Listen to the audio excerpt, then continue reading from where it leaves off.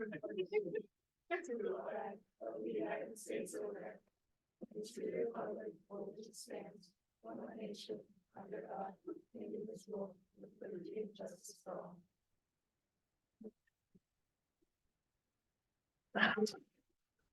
Already. Our first order of business is public comment. And it looks. Okay. Yeah, nice. Yeah, sorry. So we are going to start with public comment, and we have the privilege of hearing from students from our high schools that are going to start this meeting off for us. This is a privilege. So each spring, one senior from Issaquah High School, Liberty High School, Skyline High School, and Gibson Neck attend a designated board meeting to officially invite our school board to the Issaquah School District's June commencement ceremonies. In an ongoing effort to personalize our invitation and align with our district missions and ends, staff from each building were asked to nominate a graduating senior who embodies the criterion of an assigned ends. You'll see the assigned ends as I go through the students here. So tonight we recognize the recipients of this nomination as they represent their student body class of 2024. After their introduction, they will give a brief statement on their post-high school plans.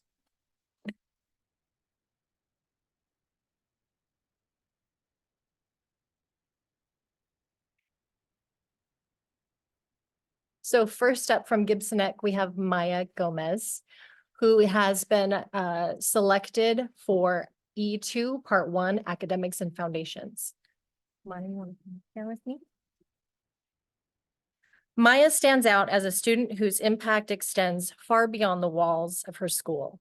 She embodies engagement and curiosity, constantly seeking to learn and grow both academically and personally, making an exemplary candidate to represent Gibson Neck graduating class of 2024. Compassion is ingrained in Maya's character as she works to tirelessly create a supportive, caring, and inclusive community for all. Her dedication to fostering such a community is evident in her leadership roles and in advisory school-wide community building activities. Maya's capstone project on art and mental health showcases her empathy and vision for societal improvement. Collaborating with multiple community organizations, she has effectively promoted her message and made a tangible difference. Maya created 60 boxes of arts and crafts supplies for families with children in K-5 experiencing food insecurity. With a clear path in childhood education, we have no doubt that Maya will continue to inspire others and make a positive impact in her future endeavors. Maya? Hello. I don't know how this. Okay, so after high school, I plan to go to Western in the fall, and I plan to major in elementary education as I want to become a elementary teacher, more like in kind of the second grade. Yeah, and I've been interning with a second grade class as well. So.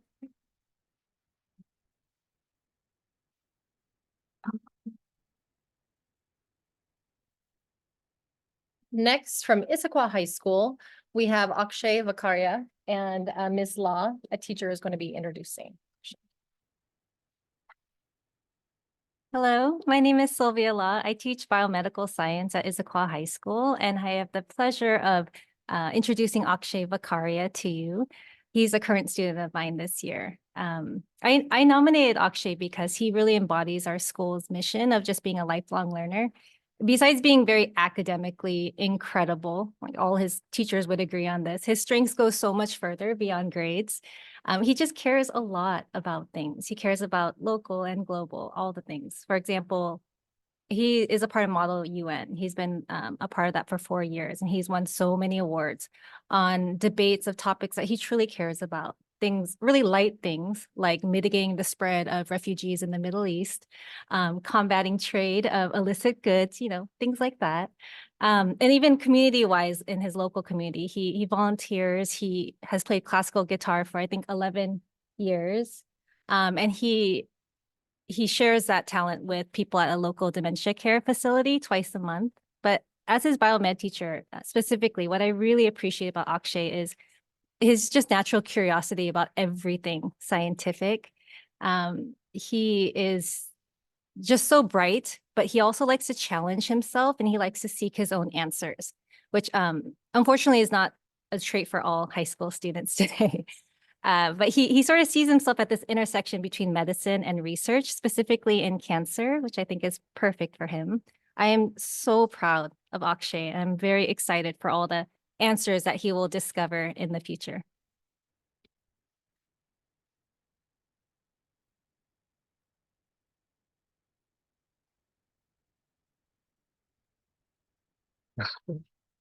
I'm honored to represent Issaquah High School's graduating class. I was recently admitted to Brown University and I'm planning on studying biochemistry and molecular biology. The staff and resources at Issaquah High School were invaluable in the effort towards helping me achieve my lifelong dream. Through courses like AP Biology, AP Chemistry, and the biomedical course taught by Miss Law, I've had unparalleled access to enriching experiences ranging from the dissection of sheep brains to commonplace lab experiments like gel electrophoresis. The engaging content and hands-on activities offered by Issaquah High School science staff make it easy for students to explore their curiosities and fall in love with the intricacies of the physical world. The large impression left by Issaquah High School has motivated me to explore biochemistry outside of the classroom. Over the last 3 years, I have also been a research intern at the Fred Hutchinson Cancer Research Center in Seattle. Through my knowledge gained in biology and chemistry courses, combined with the support of my mentors at Fred Hutchinson, I was able to discover a new oncogenic mechanism for the gene RBM45 in lung adenocarcinoma patients. It is this process of life-changing discovery that motivates me to be in the field of biochemistry. At Brown, I plan to continue my scientific education with the end goal of applying to medical school. I hope to one day become a practicing oncologist and treat patients with personalized and preventive-based care.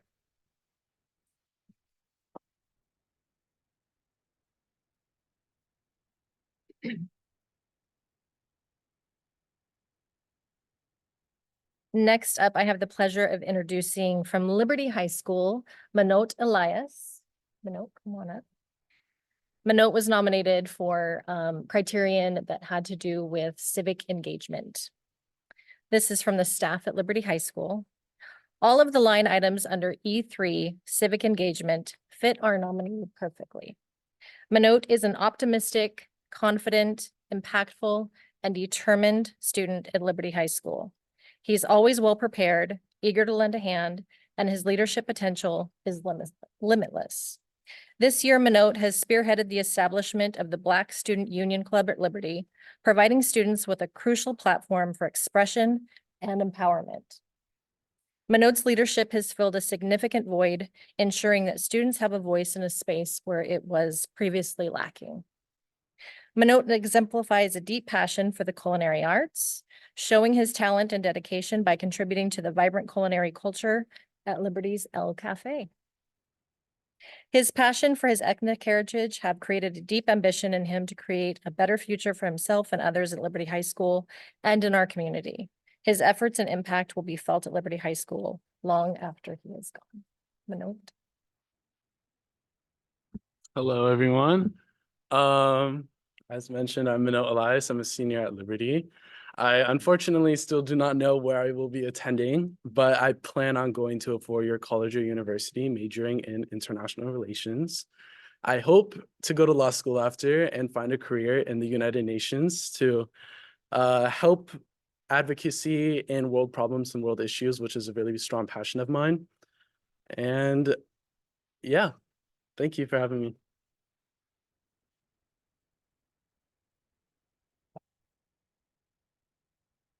And from Skyline High School, we have Haley Butts representing E4 Life Management and Personal Awareness. Come on up, Haley. Staff had to say about Haley. Haley is an essential part of the Skyline community, dedicating the last 4 years to enhancing her classmates' high school experience. She played pivotal roles in ASB and class council, including serving as president of her senior class. Haley has demonstrated exceptional skills in cooperation and collaboration, vital for her working with a diverse student body. Her ability to manage budgets, prioritize needs, and ensure everyone feels heard is particularly noteworthy, especially for events like prom, where she effectively represents the student voice within tight constraints of a budget. Recognizing the challenges of high school, highly advocates for fun and stress relief. She organizes social events and brings her classmates together with laughter and fun. She recently created the college admissions rejection wall in the senior hallway, where seniors voluntarily post their rejection letters, uniting students as they navigate a pool of uncertainty through their shared experience and normalizing rejection as a part of life. We can't wait to see what Haley does in the future. Thank you. Hello, everyone. My name is Haley Butts. I've been in ASB all 4 years of high school. I was sophomore class vice president, junior class president, and now I'm senior class president. I just have so much fun leading my school. I literally have the best class I could ever ask for. We have so many amazing students. I can't wait for next year. I'm currently deciding between my top 3 college that admitted to, Purdue University Business School, let's see, Cal Poly and Gonzaga. Leading towards Cal Poly right now, really looking for that sun, as you guys know. But I'm really excited to see what I do the next 4 years and what all my other peers do the next 4 years. Thank you so much for having me.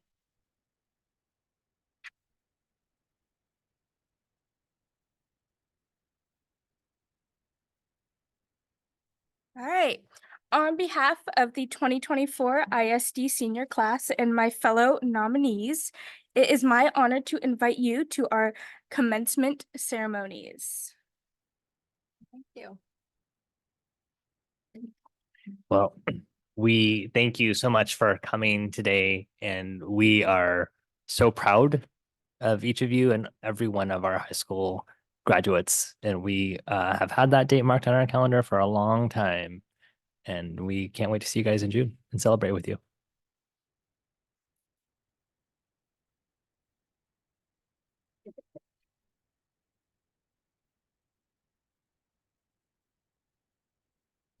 We have additional public comment now, and the first folks are Matthew Fisher and Andrew Kim. When you come up, if you would introduce yourself and where you attend school. Thank you. Hi there. My name is Matthew Fisher. I'm a student at Issaquah High School, and I'm a part of a student group called the Sustainability Ambassadors. A group of students here today have come from across the district to advocate for a comprehensive sustainability policy in the Issaquah School District. With Issaquah School District spanning multiple cities, we reached out to their respective city council boards and have letters of recommendation from City of Sammamish, City of Issaquah, and City of Newcastle here. And so we know there's several regulations in place already for energy efficiency, resource management, as well as environmental curriculum in the district. Specifically regulation 6810, resource conservation, 6923, energy conservation, 6865, recycling and waste stream reduction, and more. As a high school student in this school district, I've personally seen the impact of sustainable practices, leading a project to distribute over 500 refillable water bottles at IHS and the launch of a new recycling and composting reboot at Issaquah High School. The policy gives a great opportunity to collaborate with local cities and work together towards a combined goals for the environment. And most importantly, this policy would provide increased visibility for over the 19,000 students in the Issaquah School District who are the next generation of citizens in Washington and will have to work towards a sustainable future. Hello, my name is Andrew Kim. I'm also a junior at Issaquah High School, as well as a teen intern for Sustainable Ambassadors. As Matthew mentioned, we believe that a district-wide sustainability policy will be highly beneficial, as a policy will help everyone better understand the wide range of steps that need to be taken to achieve the criteria set about by the Clean Building Act. We understand the many initiatives that have already taken place to achieve compliance with the EUIT, or the Energy Usage Intensity Target, and we believe that creating a policy can ensure the efficiency and effectiveness of meeting these targets across the district. In this way, the Issaquah School District can help do their part in spreading awareness, reducing its carbon footprint, and making the world an overall better place. Thank you. Thank you. Next is Sophia Sun. Again, if you introduce yourself and your school. All right. Hello? Okay. Hello, my name is Sophia Sun, a student at Skyline High School and a sustainability ambassador as well. Thank you for allowing me to testify. Last year, I worked with Rishi Hazra, a fellow Sammamish Sustainability Ambassador, in an initiative to push the Sammamish City Council into creating and adopting a climate action plan. The Sammamish team also focused on other sustainable initiatives, many of which with the cooperation of the Issaquah School District, such as the implementation of a water bottle refill system, integrating sustainability into school's curriculum, and more. The ISD board has been central to many great sustainability initiatives. However, we would like to have a written policy which allows for the district to highlight and grow upon past actions. We ask that the Issaquah School District Board centers students and community voices when developing the sustainability policy. The Sammamish and Issaquah team has collected over 130 signatures from youth and community members in support of the school board establishing a sustainability policy. We applaud the district's ISD board representative program, and we recognize the impact it has caused. However, we would like to further encourage initiatives to prioritize informing youth and tax-paying community members about major actions, especially when concerning the coming Clean Building Act that will force the district to implement drastic change. Thank you. Thank you so much. And we have Sienna Gould and Zoe Dini.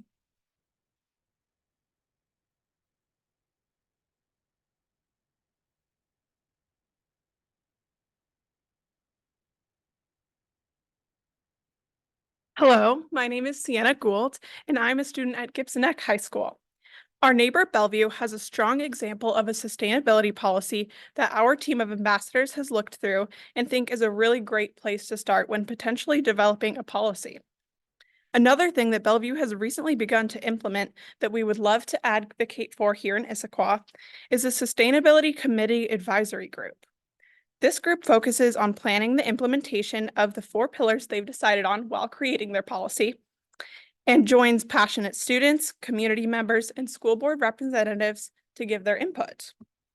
Creating a policy and plan that reflects the goals of our city's climate action plans and our community's hope for the future of Issaquah would be a huge step. Thank you.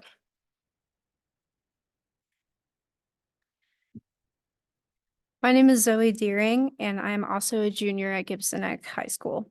Over the last month, my team and I have presented to the Issaquah, Newcastle, Sammamish, and Renton City Councils, requesting their support in our initiative to work with the school board in establishing a sustainability policy.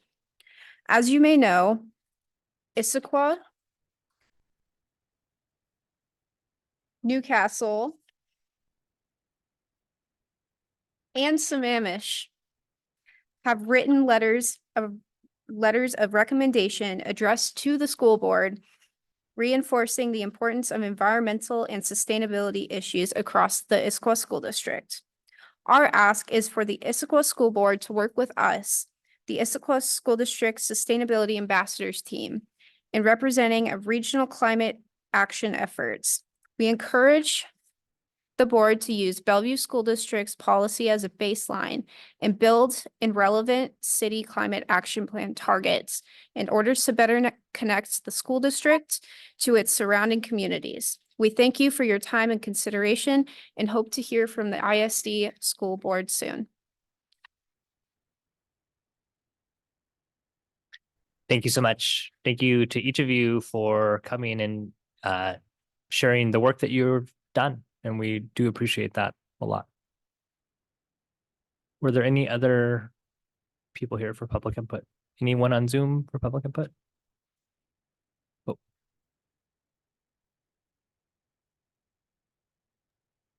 Okay, so if you would turn on your camera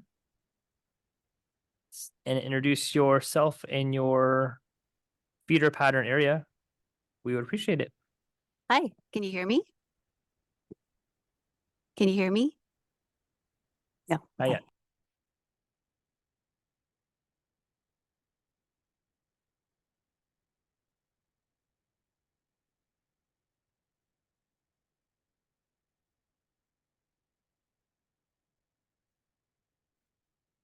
Are you on mute? There we go. Hi. Thank you for your time. My name is Ann Newcomb. I am a concerned citizen, and I'm here as a member of the community. I live in Issaquah. Actually, I have an Issaquah address, but live in unincorporated King County up the Issaquah-Hobart Road. Is there any other details you need about me? Okay, cool. I'm here to support the Issaquah Sustainability Ambassadors team with their efforts in creating an Issaquah School District Sustainability Policy Plan, and then also the students with the advisory committee, which I'm just finding out about. Having a good plan and executing on it will not only be good for students and staff in creating sustainable habits, but will also help everyone to know that they are doing their part to support a healthy environment, which it's very empowering. The city of Issaquah is part of the King County City Climate Collaborative, where mayors have joined together and agreed to reduce greenhouse gas emissions, but 50% by 2030 and 80% by 2050 compared to a 2007 baseline. Issaquah has created a climate action plan to help us reach these goals and hold true to our commitment. Issaquah is making great progress implementing actions that will reduce Issaquah greenhouse gas emissions to help mitigate the effects of climate change, as well as building resilience to the changes we are facing. Cities need the support of school districts to ensure important goals are met, and this will in turn help the county, state, country, and world meet important goals. I was impressed to see the well thought out, high quality plans created by school districts, including Ann Arbor, Denver, Boulder, LA, and Bellevue, included in a letter Zoe shared with the Issaquah Environmental Board. These plans could be used as an inspiration for the Issaquah School District. I also think it is safe to say the Issaquah Sustainability Department and community members would be happy to support the school district efforts to create a plan. Climate change is weighing heavy on a lot of us, but especially youth. There is nothing more empowering than working together to create a better world. A sustainability policy plan is a great place to start. Thank you. Thank you. Any other public input? Perfect. Seeing none, we are moving on to our next item, which is approval of the consent agenda. I move the consent agenda be approved as presented. Second. All those in favor, say aye. Aye. Any opposed? There you go. The next item is establishment of the regular agenda. Are there any changes? There are no changes. Perfect. Our first item tonight on our agenda is works in progress. Great, thank you. I'll start off with a couple of follow-up topics that have been present at not only the most recent board meeting before this, 2 weeks ago, but also that I've been hearing questions about in our community, which is really how are our students doing in some cases where we see maybe more extreme behaviors in some of our classrooms or obvious expression by students that there is an unmet need potentially. And I do want to, talk a little bit about this because we do know that COVID did significantly impact our students socially and academically. And we also know that this effect will be with us for many more years.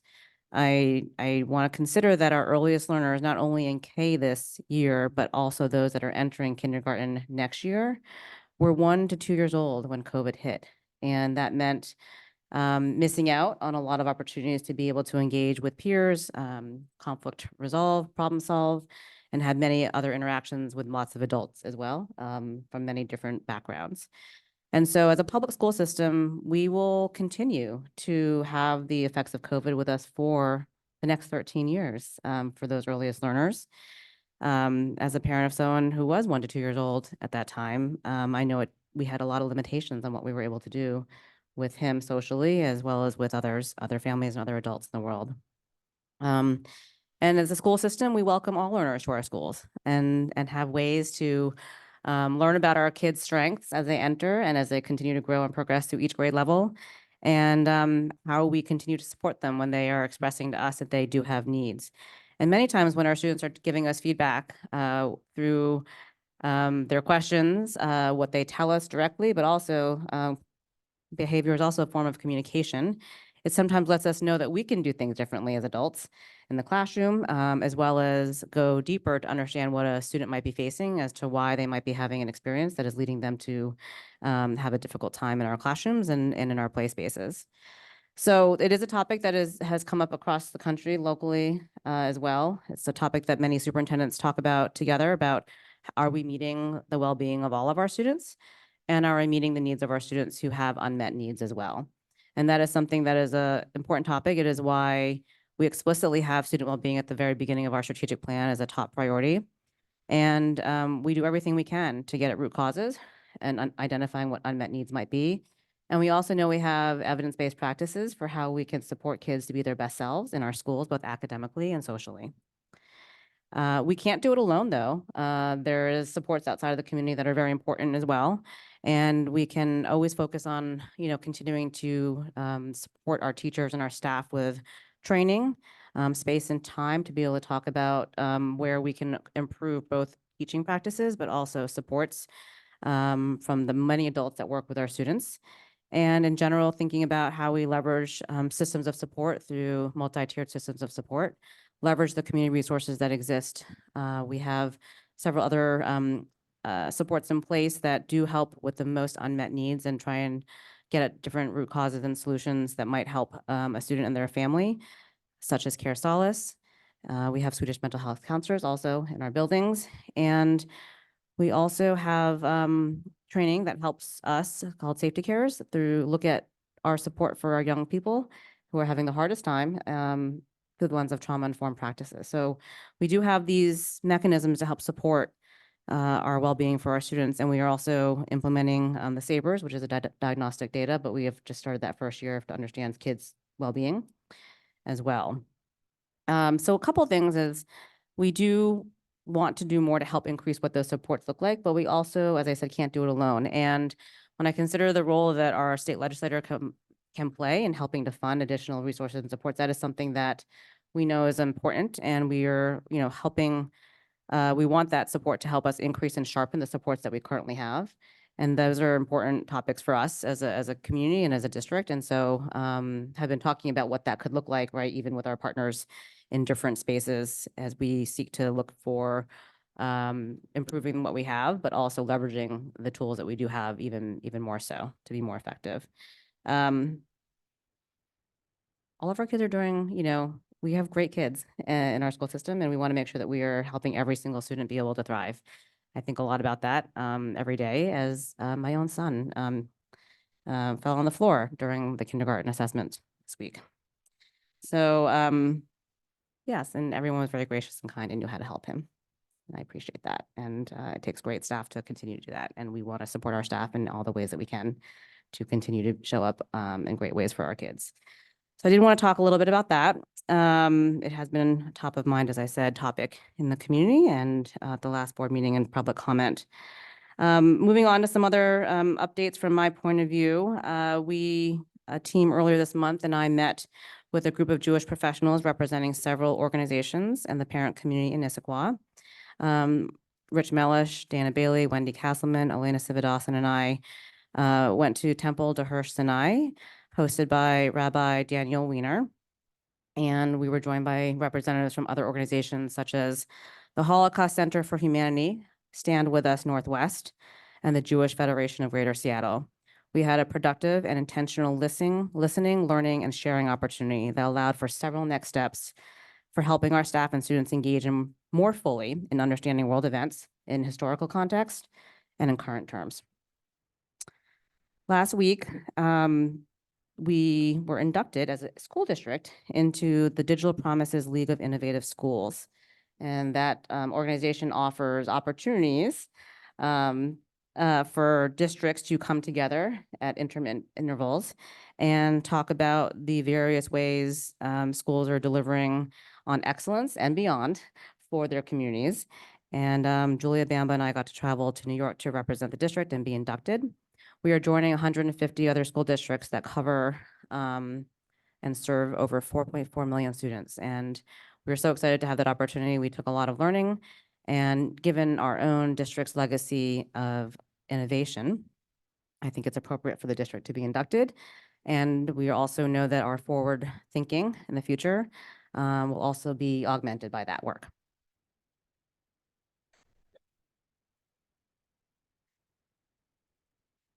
A couple other things. I today had a wonderful opportunity to attend the incredible 25th anniversary event for Nourish Every Mind. It was great to see other board members, directors Coyne, Moraldo, and Taylor. I know that other directors had conflicts and were unable to attend, but it was a really great event, and it was emceed by a current parent, Mary Nam, and who was also a voice mentor. We got to hear from the new executive director, Dwight Heckelman, and hear about how the Issaquah Schools Foundation is supporting the innovative work to find new things that are helpful to students and to teachers. We heard great highlights from our students at Clark Elementary, Maywood Middle School, Pacific Cascade Middle School, Issaquah Middle and High School. And finally, I'm excited to share that we have 2 new principal hires at the elementary level. Sean Cornwall is the new principal at Cougar Ridge Elementary School, and Sean started with the Issaquah School District in 2013 as a science tech teacher at Clark. And from there, he spent time at Newcastle and has been recently serving as the assistant principal at Creekside Elementary. So Sean not only has had many experiences in our current school district, but also in other states such as Arizona, Colorado, and Idaho. And at Apollo Elementary, Julie Rojo has accepted this principal position, and Julie comes to us from Plumas Lake Elementary School District in California, where she's had over a decade of serving as a building principal and has experience in early literacy and accelerating language development for multilingual and bilingual learners. So I'm very pleased to welcome 2 new principals to our principal ranks. Thank you for that update. Were there any questions? Oh. Okay, any questions? No. I appreciate the update. I just want to also acknowledge on behalf of the board, we appreciate public input, both what we heard tonight as well as last week. Some of our most important stakeholders in this school district are our amazing professional educators, and we really do want to hear their voices and their hearts, and are grateful for how they do show up every day for all of our students. And we encourage them to come have breakfast with the board, and we will do more listening over a series of Wednesdays this spring, starting April 3rd at Skyline High School, and then April 24th and May 8th. So we really do take listening to our teachers really seriously and hope they can join us. With that, I wanted to move on to our next agenda item, which is bond planning update / work study recap. So the hour prior to this meeting, we were in work study talking about the bond planning, and that's why we have moved this to a weird place in our agenda to do this together.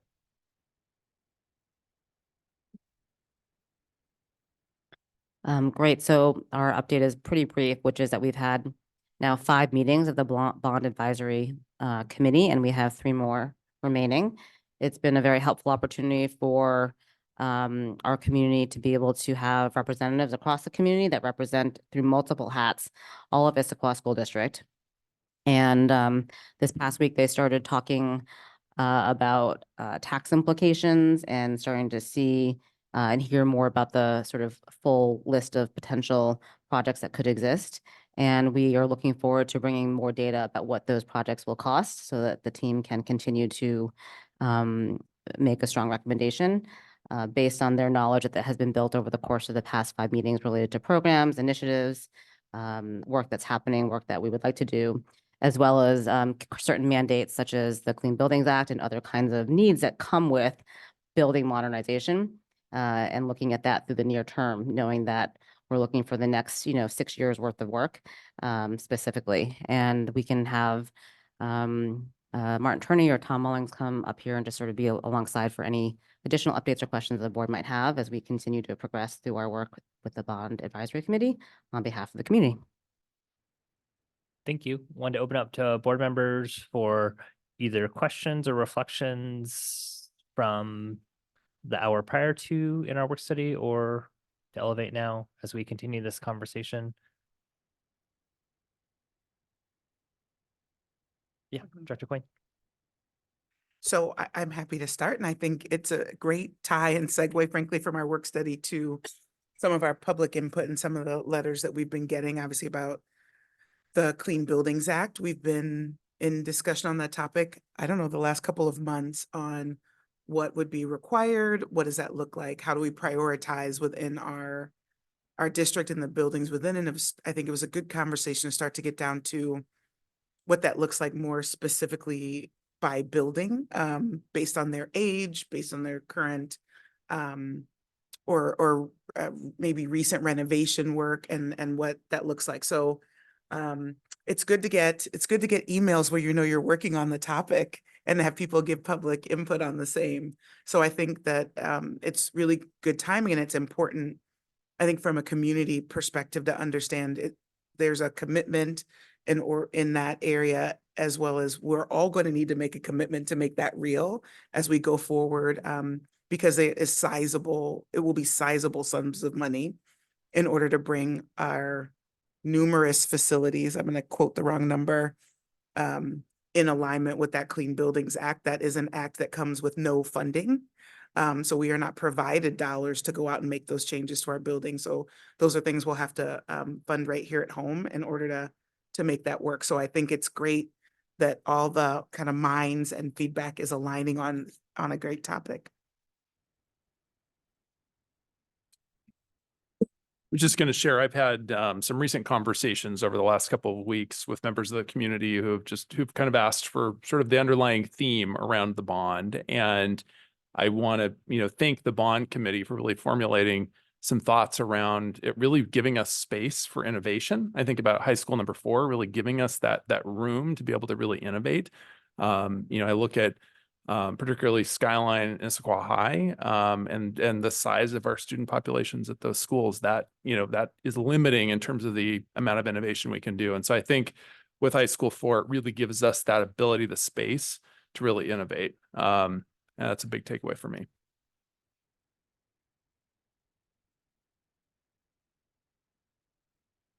Taylor.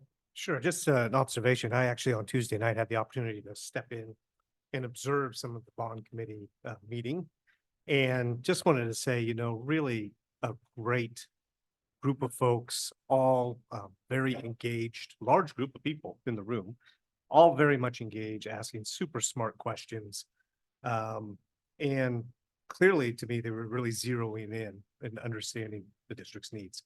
So anyway, I just sharing that with all of you folks, that I came away with that thinking, boy, these folks are really doing some very important work for our community.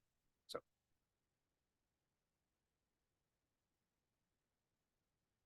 Perfect. Anything else from your side? Okay. Well, thank you. I know this is going to be continued dialogue every meeting. We want to make sure that we have an opportunity for our board and administration to have conversation about this bond planning that's been going on, because it is as you said, something that touches the sustainability that was brought up today, but it doesn't come to zero cost, and the whole community is going to have to get behind this. And we hope that you guys are registered voters and will help us with this process. Perfect. Our next item on our agenda is capital projects update. Good evening, everyone. Tom Mullins, Director of Capital Projects. Wanted to do a quick update on the status of the 2018 and 2022 critical repairs levies, and also provide an update on some other capital work the Capital Projects Department is working on. Some significant updates in the 2018 critical repairs. It looks like we're going to be painting the exterior of Challenger Elementary School this summer. we're in the process of choosing colors and putting bid packages together at this time. Transportation Center Shops AC project, which has been out there for a while. We're in final design, getting bid packages together, getting ready to get out on the street. That project will, we're looking to occur over the summer. Beaver Lake Middle School and Maple Hills Elementary School fire alarm replacements.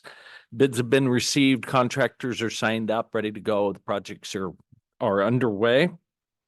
Maple Hills Elementary School DAS installation. That's the emergency responder radio system.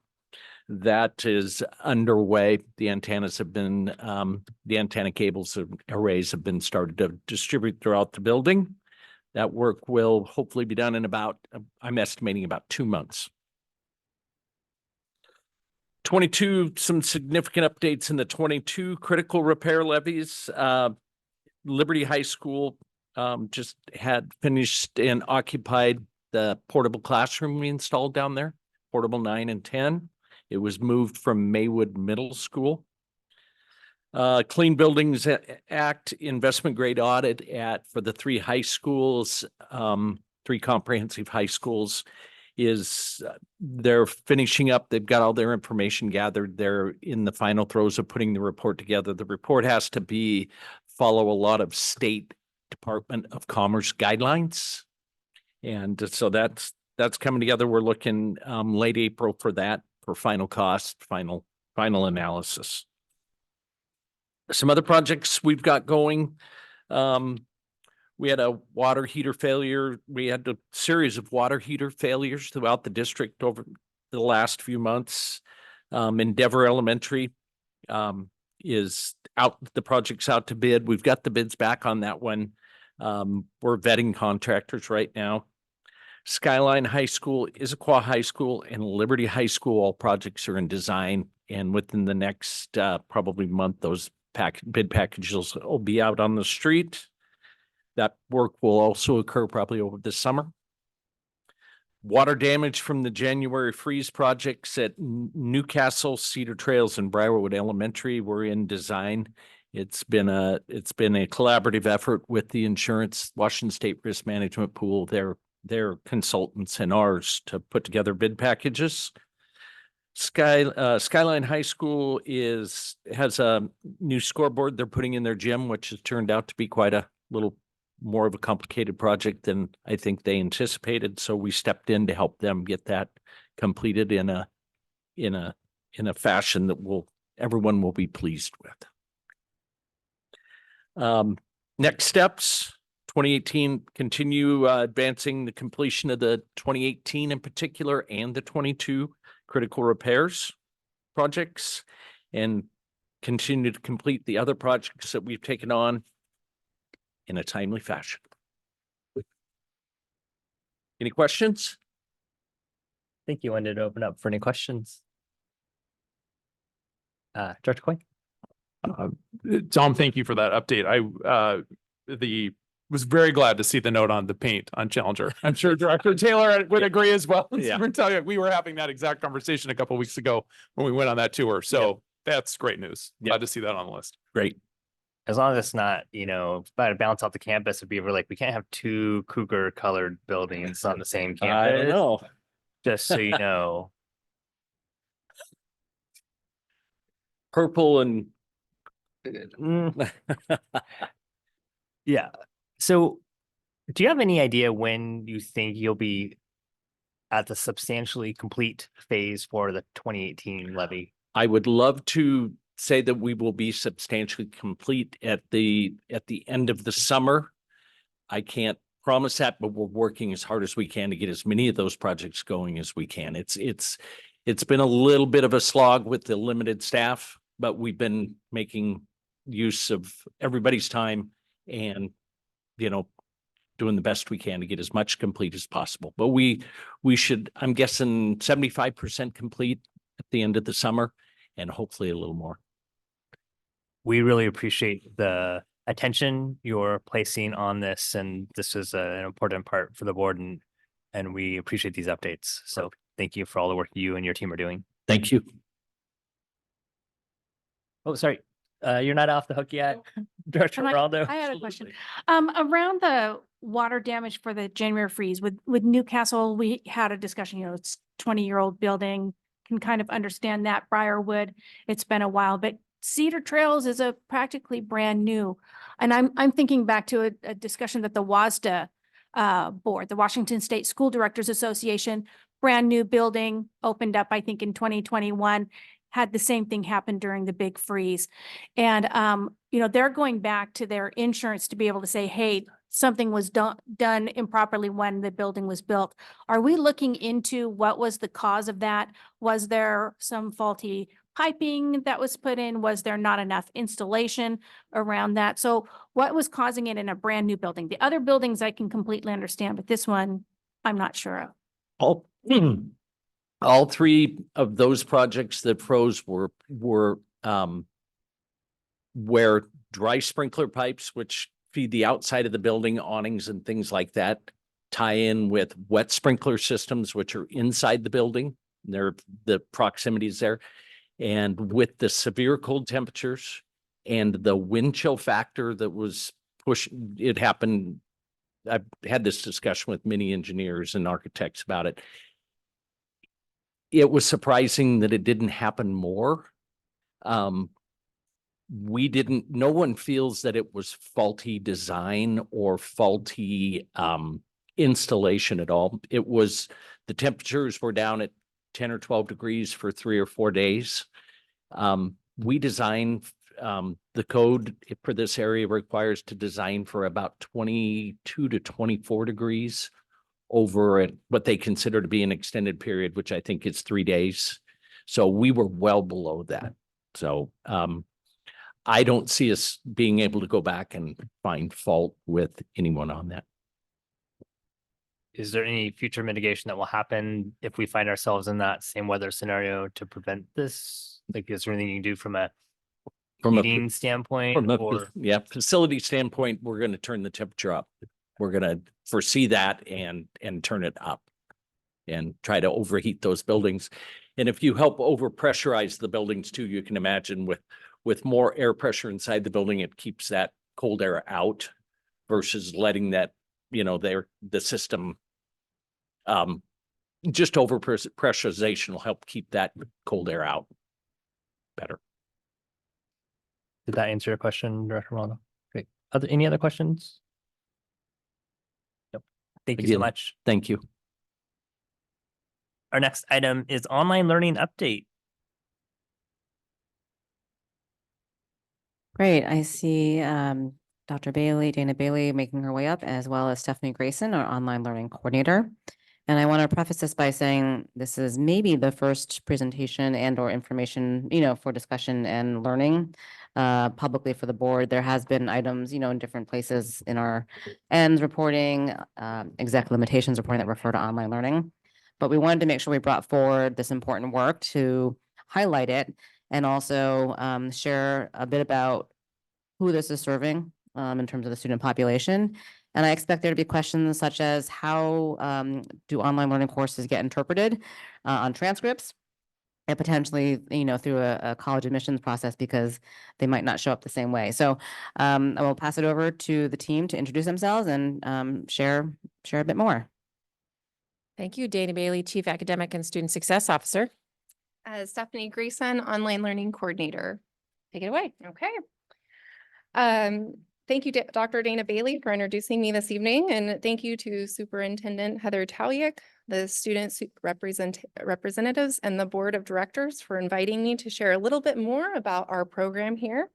I am excited to be here with all of you to give you a glimpse into the world of online learning, and I look forward to answering your questions at the end of the presentation. Since 2012, online learning has served students in grades 7 through 12 who reside in the ISD. We provide students with an opportunity to take high school level courses. The flexibility of our online learning program empowers students to take agency over their learning in an asynchronous or self-directed environment. Students can take 1 to 2 semester-long courses with us for a maximum of 8 total online courses or 4 credits during their high school career. Starting this summer, students in grades 5 through 8 can participate in elementary or middle school level coursework to support their current learning or accelerate their math or science pathway. So just a little overview about our course information and then the support that we offer to our students. So our coursework is online, no live streaming, and they are self-directed. There is an asterisk after self-directed because our courses are gated. This means students move through their courses sequentially versus the ability to jump around. We do have module, unit, and final test in person. Before every term, we offer several different sessions of live Zoom student orientations. Our courses for the first time this year are integrated onto the Canvas LMS platform. We use the Accelerate Education, which is an OSPI approved provider.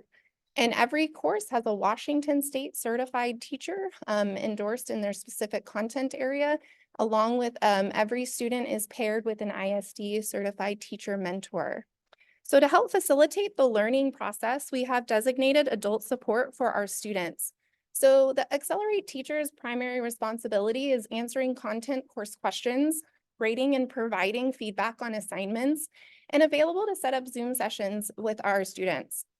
Our ISD teacher mentors' primarily responsibility is really building that relationships with students in a virtual world. Supporting students in their courses. So students maybe need help signing up for a test. They need help getting caught back up with their course. Weekly check-ins and monthly progress reviews are done by our fabulous mentors. And then they're also in charge of documentation and our state compliance. We have our ISD teacher test proctors, the coordinator, myself, and our amazing registrar, Emily Tam, who oversees all of our registration and enrollments for our program. So we have 2 different models for how students can take online learning courses and reasons why students take our classes with us. So we have our alternative learning experience model and our family pay model. So oftentimes for alternative learning experience model, you will hear us say ALE. And this means that it is a state funded, it's no cost to the student. It happens within the student's school day. So students either typically take the courses period 1 and or period 7.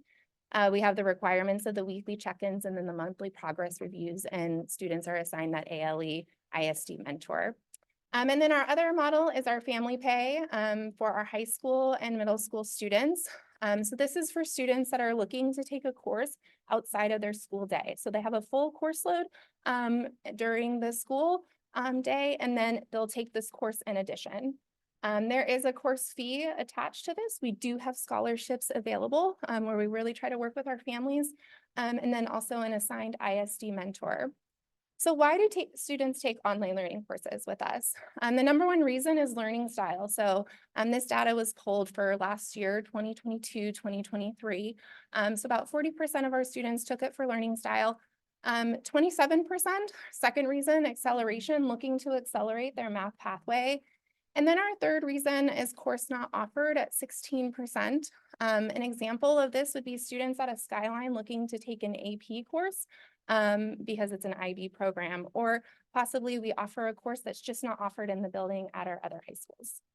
And then the other reason students take our classes, credit recovery. We do have a credit recovery model where we support students out of the admin building and front load them with support. Grade improvement, we see about 8%, grad requirement, enrichment, discipline, and credit deficient. So program growth, a couple different, we have our chart on the left and then our table on the right. On the left side, you can see the enrollment trend since fall 2018. And you can see all the terms at the bottom. And so that's on the horizontal axis, the x-axis right there. And then the enrollments on the vertical side. So typically our fall enrollment is a little bit less than our spring and summer. We did try something new this year where we opened up our fall application We opened up our fall application on March 1st this year to try to align better with the scheduling that's happening at the buildings. Spring and summer, our highest enrollment is actually this spring right now. We're serving 435 enrollments, and we're anticipating around 600 enrollments for summer 2024. And we'll get to that why in a second. And then our table shows the increase over the last 5 years. Each year. So starting in 1920, we had a 3% increase. And then school year 2021, 5% increase, 21-22, 11% increase, 22-23, 27% increase. And then 23-24, we're expecting anywhere from 20 to 25% increase in our enrollment. There are potential factors, really trying to work on that communication with all of our families and out to the community. So doing the weekly bulletins, engaging with our students and families via email and phone, working closely with counselors, creating that team of how we can support students and their needs and coming up with out-of-the-box type ideas. Student positive experiences. Just here's some student feedback of what they like about their online learning course. So far, I love being able to teach myself things. I am better at it than I thought I would be. I like how flexible it is. I have been stressing about one of my college classes, so it was nice to not have to fully worry about the due dates in this class while studying. I enjoy being able to do things on my own time. With some of my classes, I struggle with getting things done on time, but being able to manage my own time with the online course has helped a lot. I like how I can work at my own pace and go back to relearn the material whenever I want. Learning options for students, so the flexibility just to learn in various settings. We help with the, hopefully the balance of life commitments in school and then the ability to study and relearn. Try to pride ourselves on high rigor and expectations for our program. So we really want to prepare our learners to be able to go back in building and or for post-secondary virtual experiences. But we also want to teach them how to take an online learning course. And this happens through a student orientation that support encouraging students to advocate for themselves. And then we have some new policy changes that I think will be affecting the summer school enrollment. The grade improvements for summer school can only be done online and they're not in person. Starting this spring, students can grade improve any grade in a course, so D or higher. And then the addition of our online high school level science courses, middle school level coursework, and 5th grade level coursework. Okay. And then, so highlights and what's new. Obviously, program growth. We have our new provider, the Canvas integration. I would like to point out we are the only school district that the provider is doing the Canvas integration with. From a user perspective, it works absolutely beautiful. When students open up their Canvas platform, they see all of their classes in building, and then they also see their online learning classes as well. Success passing rate, 98% overall for last school year, and then I'm anticipating about mid-90s. And then we have our in-person testing and then cost efficiency. Let's go ahead and look at those tables. So for fall 2022, spring 2023, you'll see the subject area and then the average grade students received in that subject area. And then in the parentheses are the enrollment numbers. We have the overall average, and then I also included the weighted average just in case we had any outliers there. And then our enrollment by race and ethnicity. This is not data pulled from Skyward. We actually pull this data from how students and families fill out our application. So we have a question on there and students are able to select how they racially and ethnically identify for our program. And then next. Okay, where are we going? So dream big goals. It's great to dream big and think about where education can be and what we can do and how we can best serve all of our students. So perhaps looking at opening a full-time online learning secondary school. A full-time online learning secondary school would provide ISD students and families with an option to access a remote ISD education. This past year, our department has received at least 2 to 3 inquiries per week from families and building staff regarding full-time online school options. By offering a full-time online learning school, we can retain and bring back ISD students who have left our system to be elsewhere. Second goal, creating a space for drop-in academic support for our online courses, perhaps adding online elementary options, and then just continue to offer secondary learning online options for our students. If you'd like to learn more about our program, our website is linked below. Thank you for allowing me to present this evening. I am happy to answer any questions that you may have.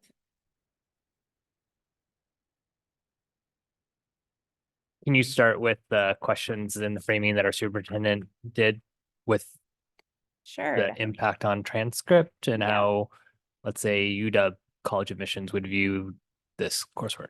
Totally, yeah. So regarding the transcript question, our courses are designated with a leading 7 in the number sequence of the course code on a transcript.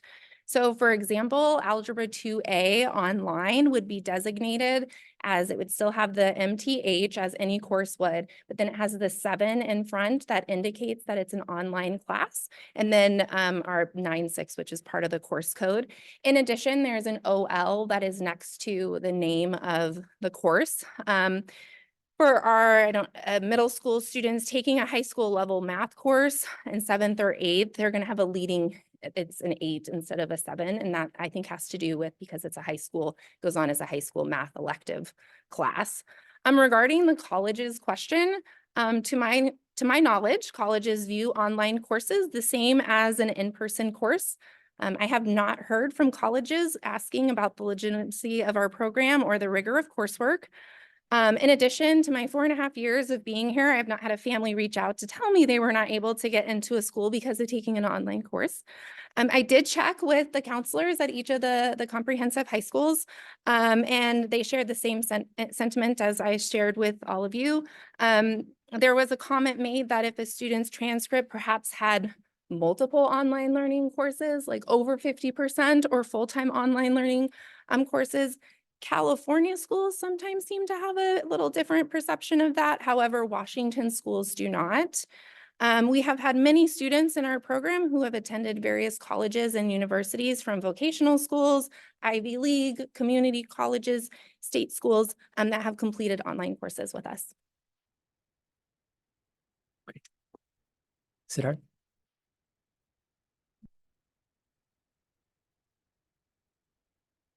I actually want to be very honest about this, but I actually did not know this program existed until like yesterday.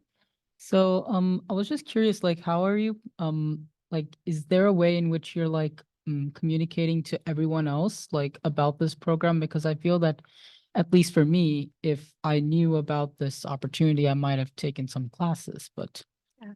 Thank you for your honest feedback. I appreciate that. yeah. I think that is something that we're continuously trying to work on, working and getting into our school bulletins. I think another area where we could work is even going to each of our high schools and sitting down and being available when course selection process happens, and just meet and greets with our families to get the word out about our program. As I open up to school board members, can you tell us the top 5 classes that our students register for? Yeah, good question. World language, use Spanish classes. I mean, I can't, Spanish 3, Spanish 2, right around there.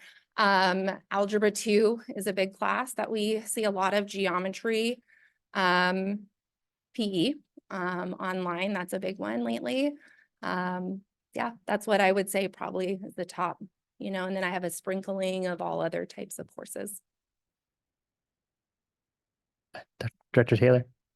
Yeah, just a quick question. On slide 5, you gave us the average grades.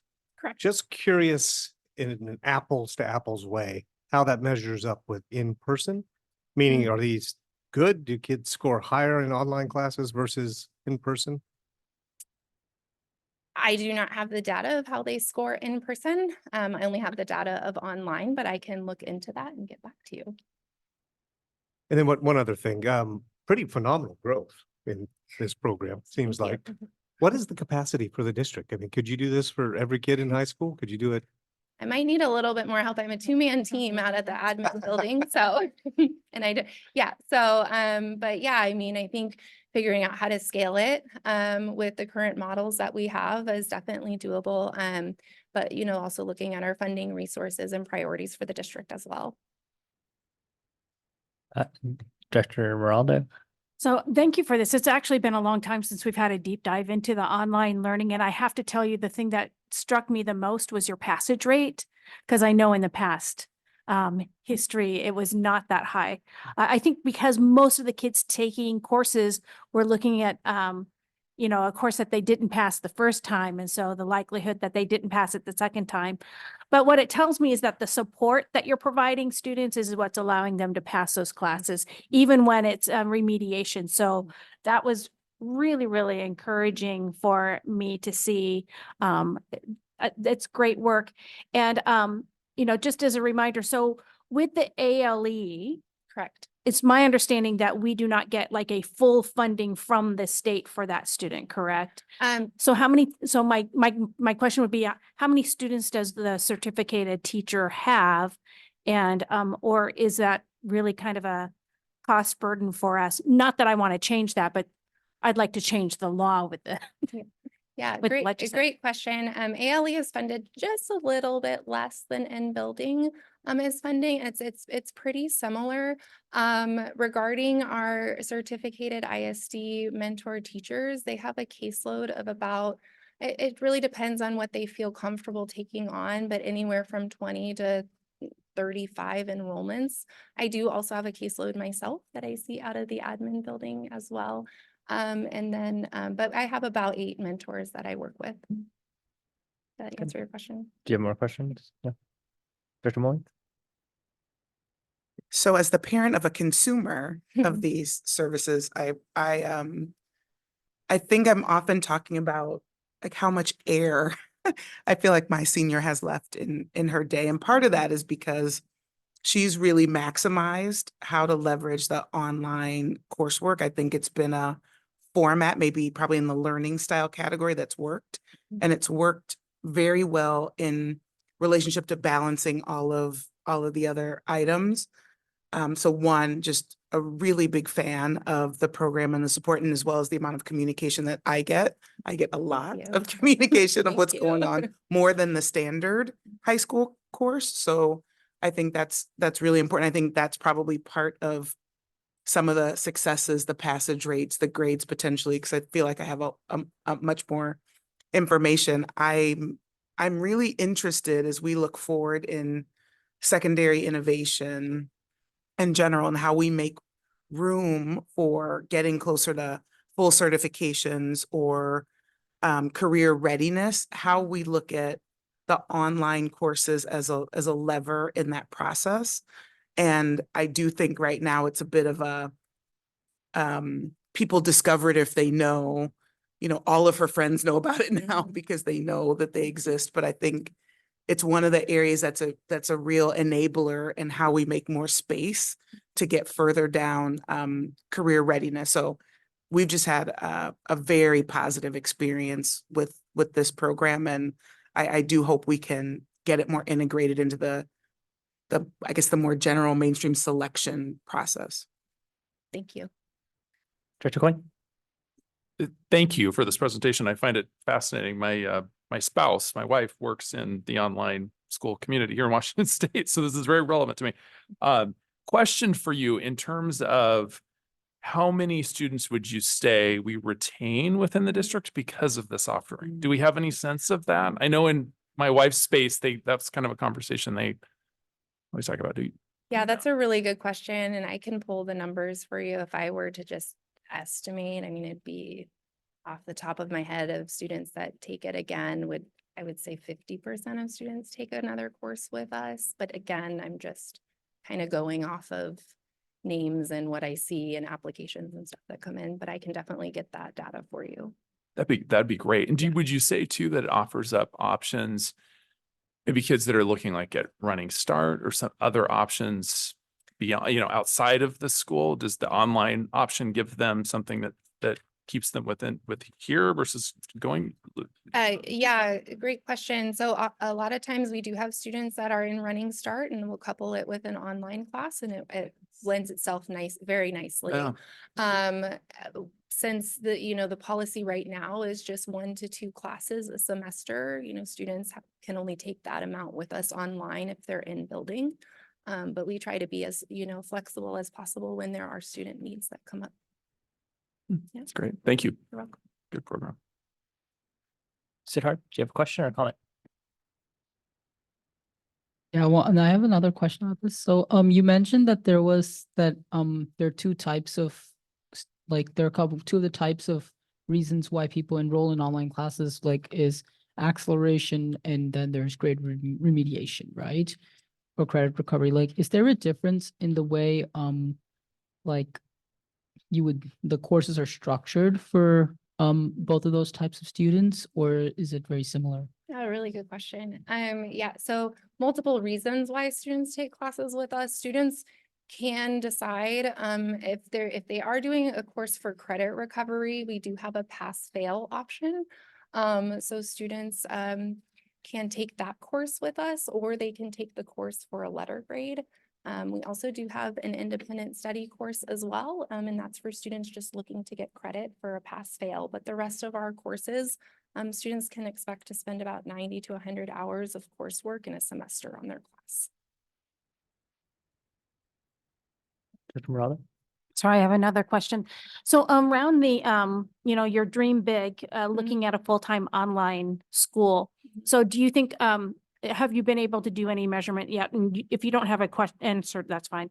But as to how many students might be willing to participate in that, and that would be a change then to our 2 credit policy, right? Correct. Yeah. Well, I put together a proposal, and it's something maybe, we can look at a little bit further. But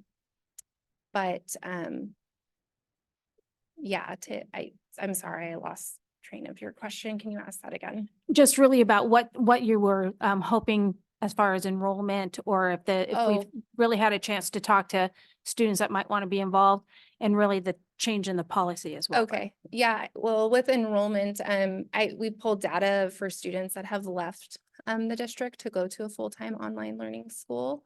And that was around 200 secondary students, 6 through 12, that have left to go to a full-time online learning school. Actually, I just pulled it this week because I had a feeling the question might come up. So yeah, just looking at a secondary lens. For your slide on number 4, I would appreciate if we could see data based on building out of all, I think you list 10 buildings on okay. that chart. Sure. For all 10 buildings. Okay. Would be helpful. Okay. And I would still also like to know sort of what your top classes are and if that's been a stable thing versus not. Definitely. I can get that for you for sure. Sorry, one more question. How does this program relate to our neighboring districts, like Washington, Bellevue? Do they have something similar? Yeah, good question. With Bellevue, they have a full-time Bellevue Digital Discovery Academy, and it is just opened, I believe, fall of 23. It might have opened fall of 2022, actually. And they're a full-time program. Most, I've gone to a conference and just have worked with some districts, but most districts offer full-time online learning schools. We're a little bit, I think, unique in the fact that we offer the part-time program for students, which I think is a wonderful experience an option for all of our students.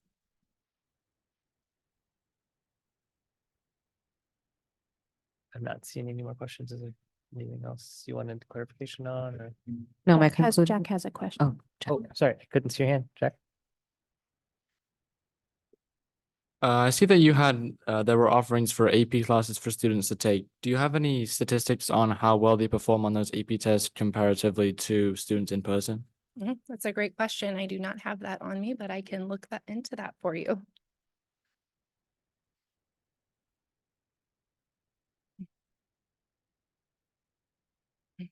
For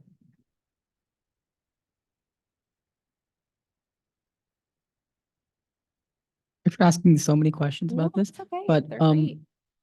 but like it looks like you have a two credit max policy, which you said that you're planning on moving away from. So is there like a reason why you currently have a two credit policy? Is it like staffing?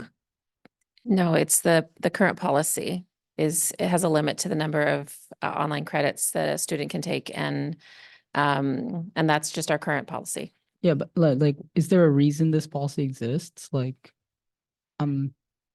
like why does the policy exist? That's my how question. this particular program was developed. Oh. And so that students still had the opportunity for many other things, including in-person school and other things. But that just is our current situation. Got it. Great. I want to say thank you. I do think the connection between our work in serving our students, excuse me, through a different modality is worthwhile as we continue the conversation on serving all of our students diverse learning needs and styles as we consider what shifts we need to make.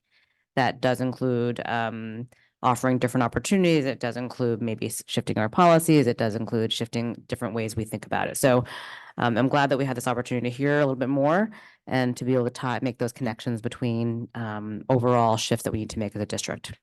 Thank you. Thank you both for your work on this and for your presentation tonight. We appreciate it. Thank you. Thank you so much. I think every student graduating from our district would do well to have had practice with a formal online course. Not what we did during COVID, but like totally. So I think it's an important skill to have as just a learner. The next item on our agenda is Middle School Athletics Task Force Report. Great, thank you. We had some light touch comments around this in the last board meeting, but I thought it would be helpful to have this come forward in a more formal and give it adequate space and time to be discussed. And want to say I'm so grateful for the work that Jordan Frosted and Mike Delitas, with the support of Sherry Cox and many others, in helping to bring together many people to talk about, what are the right offerings at the middle school athletics level and what are some ideas that we can do to expand these kinds of opportunities for all of our students. And I just want to, before you introduce yourselves a bit more, I do want to say that the first recommendation that's in this report, I'll just lead with the answer first, which is that full support for going forward with soccer. And I think that many people in our community will also hopefully hear that resounding support. But I also appreciate that there was a process that we went through to get to that as well. So the other two parts of the recommendations, or the final two other recommendations, take more time to talk about, and I know that we'll be taking some next steps there. So with that, I'll pass it over to you. Right. Jordan Frost, District Athletics and Activities Director. And I'm Mike Delitas, the Assistant Principal at Pine Lake Middle School and coordinating middle school sports this year. And I'll be sad when he stops coordinating it next year. The purpose of our work today is to share the work and recommendations of our task force and also to present our next steps for implementation of those recommendations. So the task force was charged, kind of an umbrella area was, how do we increase access, equity, and opportunity at the middle school level, focusing on athletics? We had some previous Title IX findings that showed that we were having some inequitable athletic opportunities. We also had significant community outreach, and I know Mike and all the middle school APs can speak to that. I even had an alumni of Issaquah who has kids here now who was saying he wished we had boys soccer when he was in school. So it ranges all the way back. There are some challenges that we've had with recruiting and retaining coaches at the middle school level. So this group actually went a little further and had some ideas for how we can improve that. And then we also had a large number of students trying out for programs and not being able to participate. So one of our recommendations really focuses on how can we increase opportunities for all students. The way that we started the process, we did a district-wide recruitment of participants. So we went out on school and district bulletins. We had 60 applicants from across the district. So we were open to students, staff, parents, and community members. Ultimately, we went with 21 members, and they represented all 6 of our middle schools, as well as every sport offered. So we really focused on selecting a wide representation. The work that the committee did over the course of from November to February, we looked at all of our current middle school programming. So what are the sports we're offering? How many students are participating in each sport? And then what are the financials behind those? We also looked at options for the addition of sports. So we looked at Title IX interest surveys. Mike was able to collect information about what kids have done in the past, 3 years back. And we researched neighboring districts. What does their middle school programming look like? And we really focused on schools in our high school league as they're our closest neighbors and comparable in size. So we landed on 3 final recommendations. The first was to add boys soccer, replacing slow pitch, which is offered as a co-ed sport in the fall. The other recommendation was to enhance coaching development. And the third was looking at how do we expand our intramural sports offerings? So briefly to touch on boys soccer, and then I'll let Mike talk a little bit about what the experience has been hearing from students and families. In our most recent Title IX interest survey, 967 boys selected soccer as a sport that they want to play in school. And that was the highest number of any sport that we offered on that survey. Conversely, just 25 boys selected slow pitch, which is currently being offered. And then we also had administrators and students share continuous feedback from students and families requesting boys soccer as a middle school sport. So Mike, do you want to talk a little bit about what that feedback has been? Feedback from specifically for boys soccer has been kind of a constant drip each year from random boys or parents contacting us at the different middle schools about adding boys soccer. It certainly came up when we raised the issue. Jordan and I at one of the meetings, there was pretty strong support pretty quick. So it's definitely felt within boys soccer in the community. And I would just add that boys soccer, the addition of that, we already have soccer fields, we have soccer balls, we have a lot of the things that we need to put the sport on. So when thinking about what does it take to add a sport like boys soccer, that was a really easy sport to add.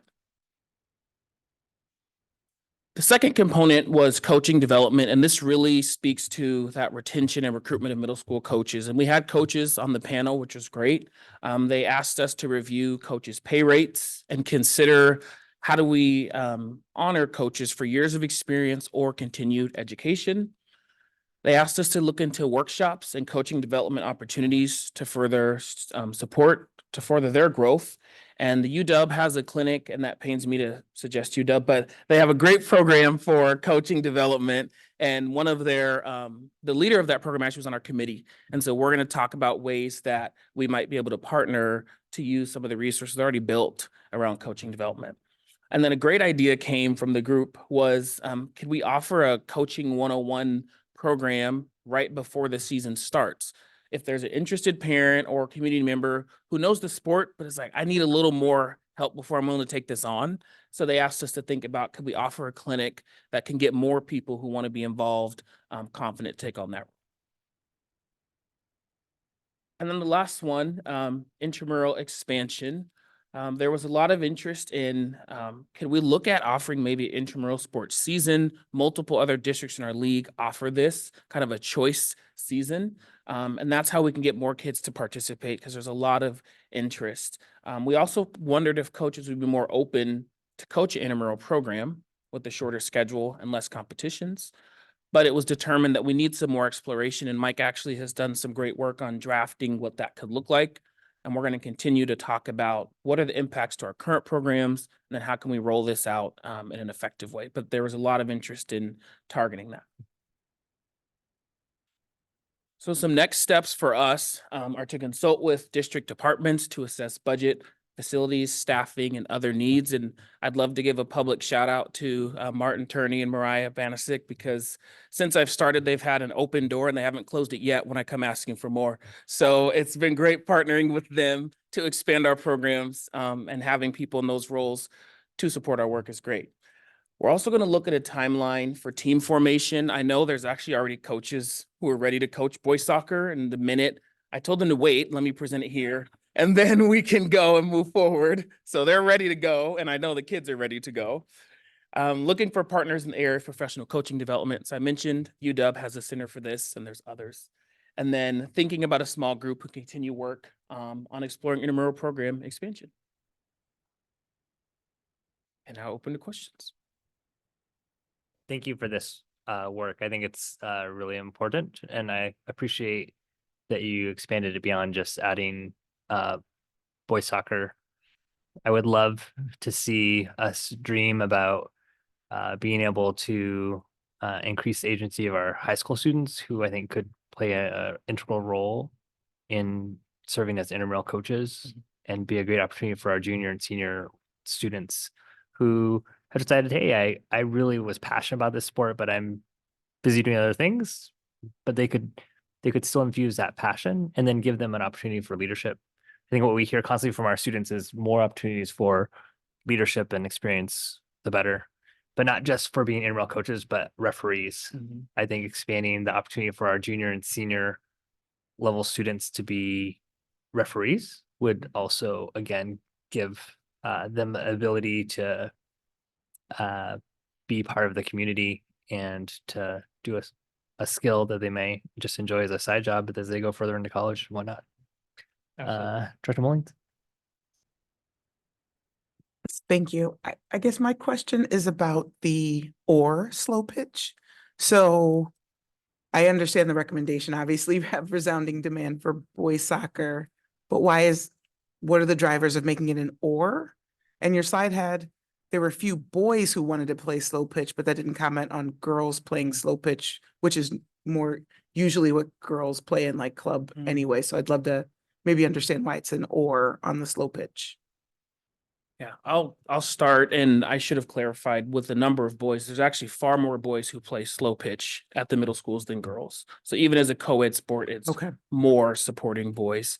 We were really thinking about how can we present something cost-wise that wasn't far and above what we're currently offering. So that was one consideration. The interest was the other piece. As that committee talked, they weren't seeing the number of kids participating in slow pitch. It also doesn't feed into a program. So a lot of our middle school sports programs, there's an equivalent at the high school level. Yeah. We don't play slow pitch in our high schools. Other districts do, but we don't as well. So that pipeline of interest wasn't there also. Okay, thanks. And I'll just add that the numbers are not equivalent, right? So for softball would be probably at the top, it's going to be 30 kids compared to soccer. If we went all the way through intramural, like at my school at Pine Lake, we would have about 80 kids.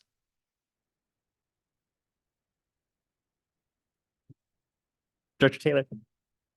Yeah, a couple questions. This is a new space for me, but I have a fourth grader, so a couple years away from sports at the middle school level.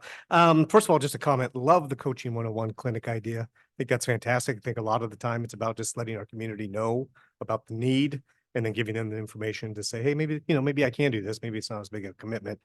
Information is always a good thing. Two questions.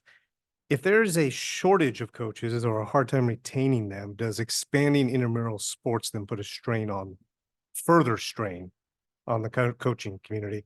And then in tandem with that, I'm curious, what are the big drivers as to why folks are leaving coaching or we're not retaining coaches?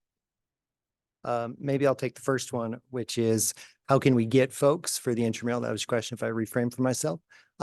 We think there's a pool of people in building, right? So the intramural seasons could be anywhere from 2 to 4 weeks, depending on how we play with the calendar. And there's folks in the building who could step into that for a short time and be a lead coach. We talked about within that model, do you have to have something exactly the same at every school? Could a school pilot something based on the unique flavor of that school for a program? That's possible also to allow a school to see what kind of turnout did they get.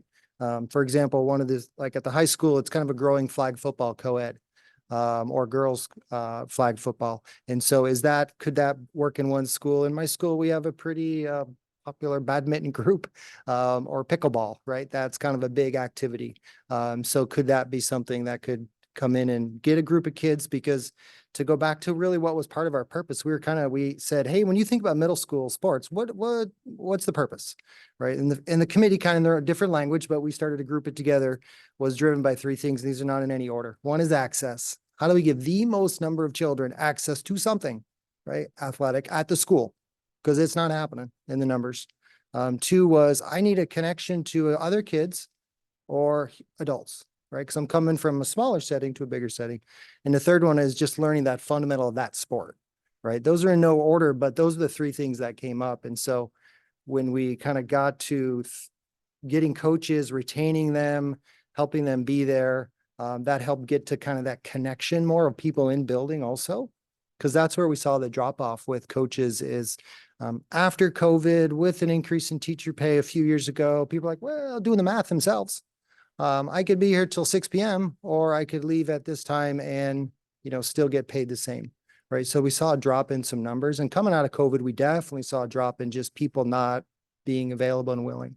And that's where some of the struggle has been. It's starting to come back, but where we struggle is in those intramural sports, the traditional ones that are there right now. It's very hard to fill, to get folks.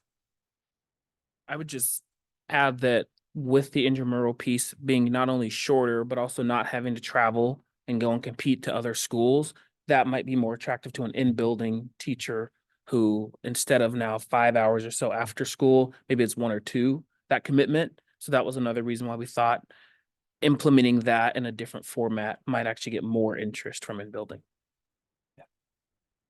But I think it's gonna be essential no matter what, that there's partnership with human resources so that the coaching opportunities are flown much earlier than the season. Because what has historically happened is a week or two before the season starts, they ask for a interest in a coach. They don't get one. And then all these kids who've tried out for whether it be soccer or basketball don't get assigned to a team because they only have a coach for varsity and JV. And that is in direct contrast to the access part that I am passionate about. So I think this needs to be something that's, in order for us to do this right, we have to make sure that we give ample time and ramp up for this. Because I think there are lots of people in the community besides outside. We can't rely on just the buildings. I think there are a lot of parents and there are a lot of community members who would be happy to do this and walk into this space. But they can't wait to see that advertised the week before the season starts. Director Moraldo and then Director Coyne.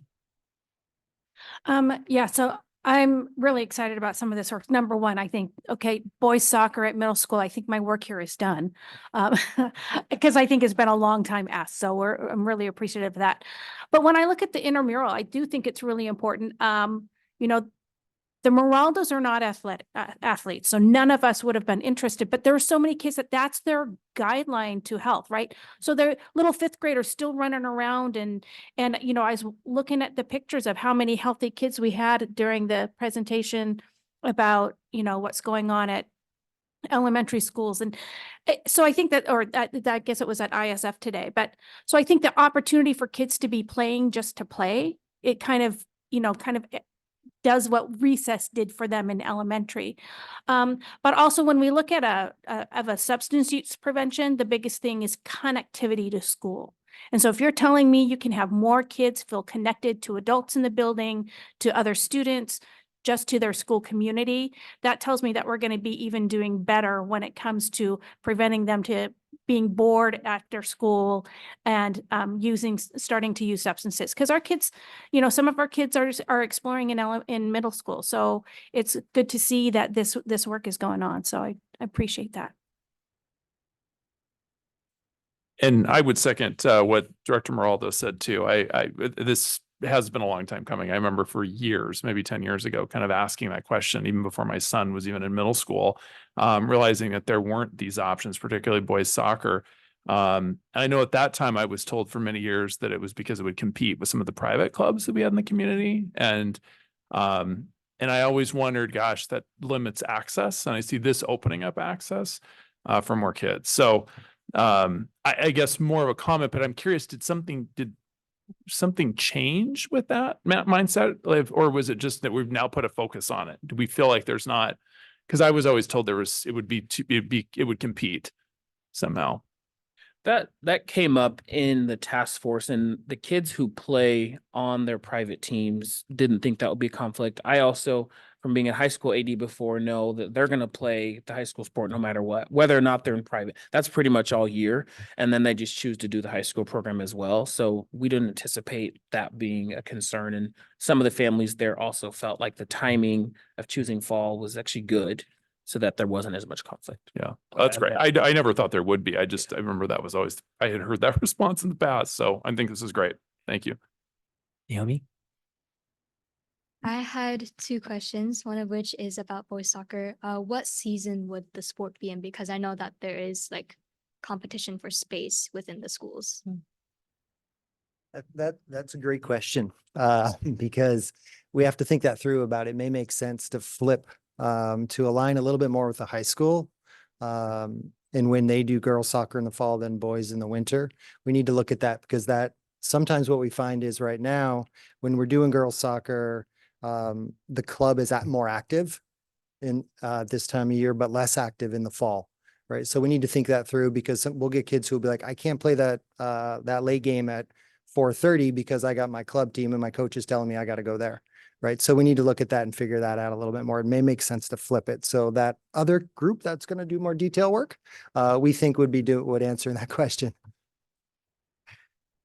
And then my second question, I'm not sure if it applies to you guys, but I know that there has been requests, at least within the high school community, for boys volleyball.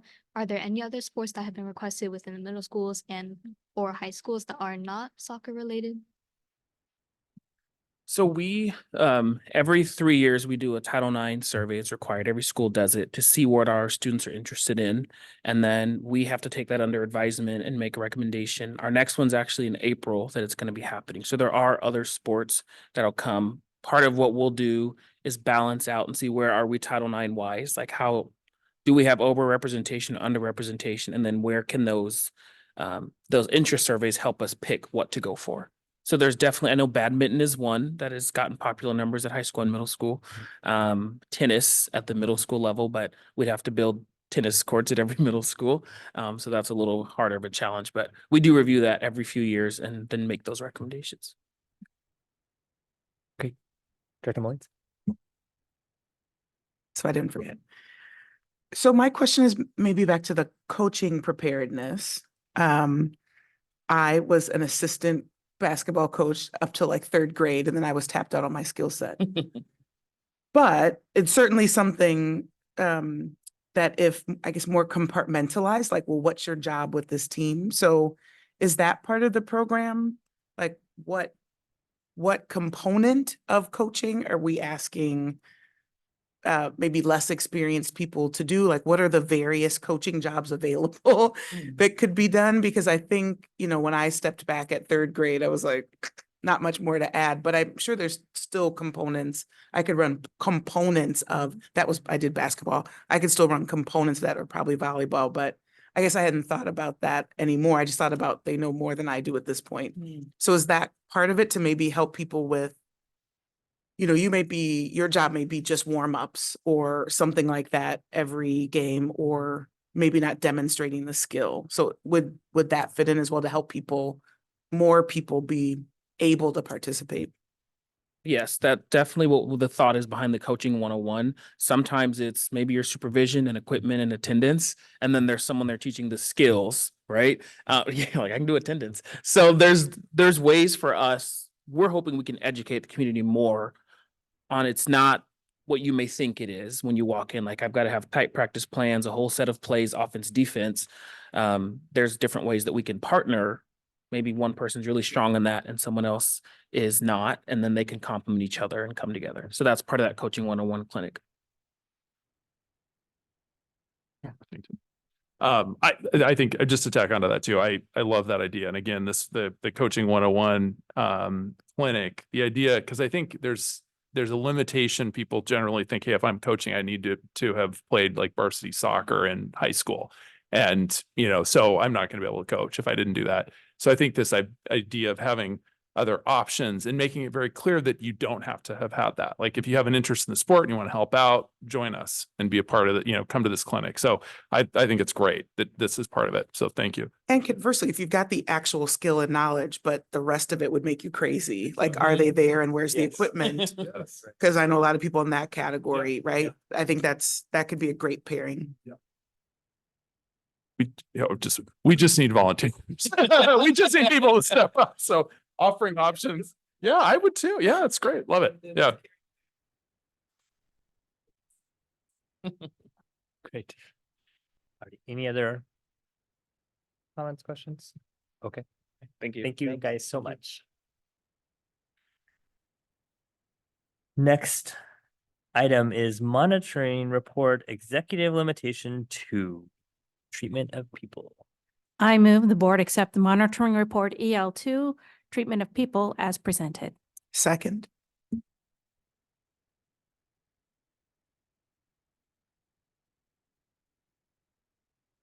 Great. So Dr. Dana Bailey's up here to just give a brief framing into the content for EL2.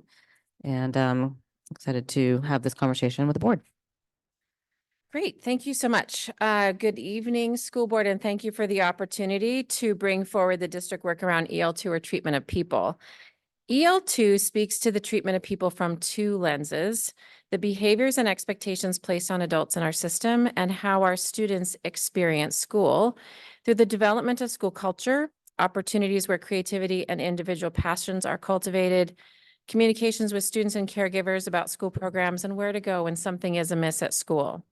This monitoring report has linkages to other district work, in particular the strategic plan on priority area 1, well-being, priority area 2, academic opportunities, priority area 4, authentic engagement, and the social and emotional learning curriculum, grades K through 8, and the infusion of social emotional learning activities underway at the high schools. Our student surveys give us, the adults, the opportunity to hear from students about how they experience our schools. The surveys are all on the district website if you're interested in more details.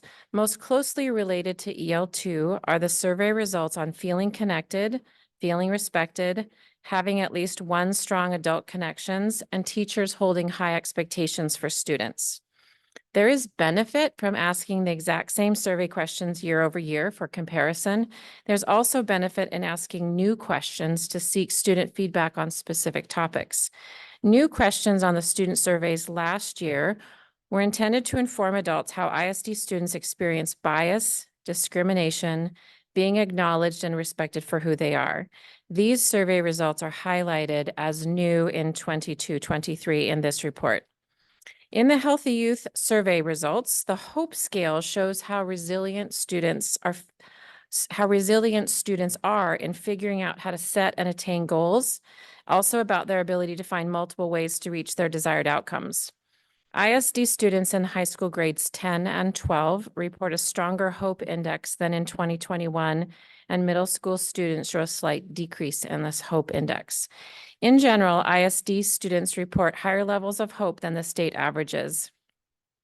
The Healthy Youth Survey research team connects high HOPE to stronger attendance, better nutrition, feeling safe at school, and notes that HOPE can be both taught and learned. I know this board is intently interested in the wellness and well-being of our students, and the rest of the data on the HOPE scale is on the district website. Required training and other compliance items in this executive limitation are reported with updated information. Highlighting one item that is new, the tech team worked to add an AI statement to make clear expectations about the use of AI in schoolwork. Communicating clear expectations around the use of AI helps students and adults both know what is expected and where to go to seek clarity, just to really know how much AI is allowed in this assignment. Strengthening communication between vested partners in the district is ongoing. Examples of this work include our fantastic student representatives to the board, last year's work on the development of the strategic plan, and working towards two-way communication with vested partners, in addition to the systematic one-way communication already in place. The team is here today, happy to answer any questions of the board.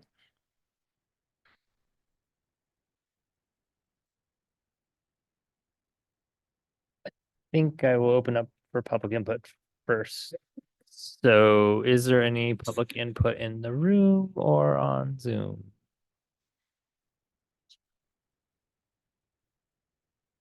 Nope. Okay. We'll open it up for student input next. I think we would love to hear from our student representative on this topic. I'm Hava Alcorn, the junior student representative from Gibson Neck High School. And so I'm here to talk about my monitoring report in my school about EL2, treatment of people.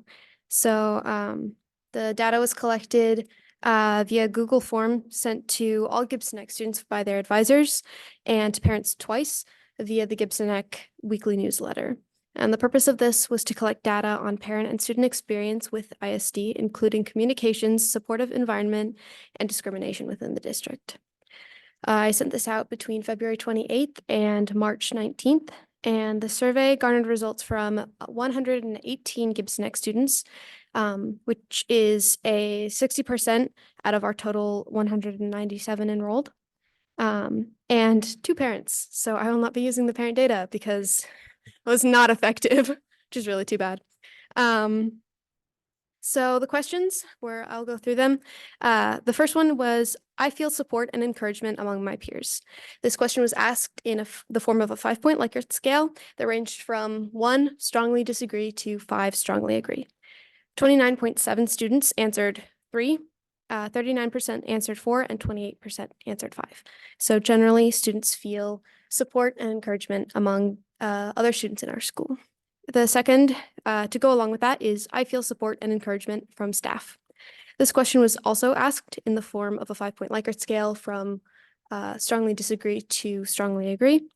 And 15.3 answered 3, 34.7 answered 4, and 48.3 answered 5. So you can see that students definitely feel supported and encouraged by our teachers and staff in our school. The third question was, how do you receive information from ISD? This question was asked in the form of a multiple choice. Students could answer ISD newsletter, other emails and correspondence, videos and social media, and an other category where they could describe their answer. Other emails and correspondence had 28.8% response. 46.6% response, 28.8% answered ISD newsletter, and 15.3% answered other. Some frequent other responses were word of mouth, parents, upperclassmen and peers, and many responses to the effect of none. The fourth question was, have you experienced any form of illegal discrimination within ISD? This question was asked in the form of a multiple choice where students could answer between yes and no. Provided in the form was the definition of illegal discrimination according to Washington State Legislature. 88.1% of students answered no, and 11.9% answered yes. And the fifth question was, if yes, please describe. The final question was a short form text answer. Some themes from the students who filled out this question were racist behavior from peers and teachers, particularly in middle school, transphobia, homophobia, and discrimination based on physical and mental disability and neurodivergence. So going into this, while I was creating this survey, my hypothesis was, having had experience in Gibson Neck and understanding our school culture, was that students would feel supported and encouraged among staff and students. And it was nice. That was a nice confirmation of my impressions. And also going into the question about discrimination, I had thought that probably a majority of students would have not experienced that, but it's unlikely that none had. So both pleasantly and unpleasantly unsurprised. It is disappointing and sad that some students have experienced those things in our district. One thing to do with this EL that I did run into while creating this form was a significant part of this EL is a point regarding students and parents being notified of significant changes to the educational program that would impact a student's educational path and learning. So in the EL, significantly impacts is not defined. Therefore, my principal and I decided that we couldn't ask that question of our students and parents because we couldn't define it. Then we can expect students and parents to be able to define it for themselves. So that is defined among admin, but in the future, if we could define that language in the EL so that it is accessible to those who it impacts, that would be a meaningful change. Thank you. Thank you. Wanted to open up to board members. The CL covers a lot of ground.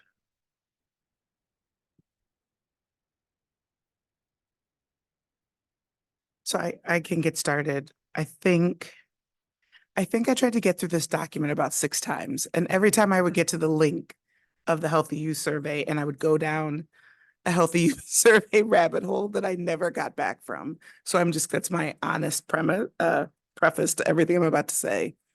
I think it's just an incredibly rich set of information that we get.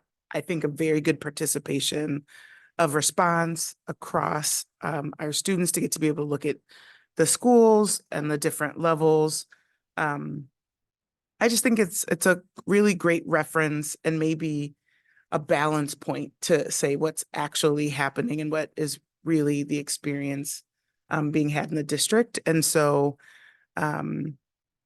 it's also great that in many of the questions that our district, and I went school to school in some cases, is reporting, I guess, more positive results on many of the questions. It still tells us there's work to do where it's not completely positive, similar to what Hava was sharing. And it leaves me with a bit of a wondering of how do you, superintendent, maybe, like, how do we make that sort of statement of reality more accessible to people versus like you have to go down this many trails? So is it like a State of the Union type review that occurs? Because I think without what this level of data provides is, I think, a really good survey of how safe our students actually feel, how supported they actually feel. And I think that often gets drowned out with, unfortunate momentary circumstance.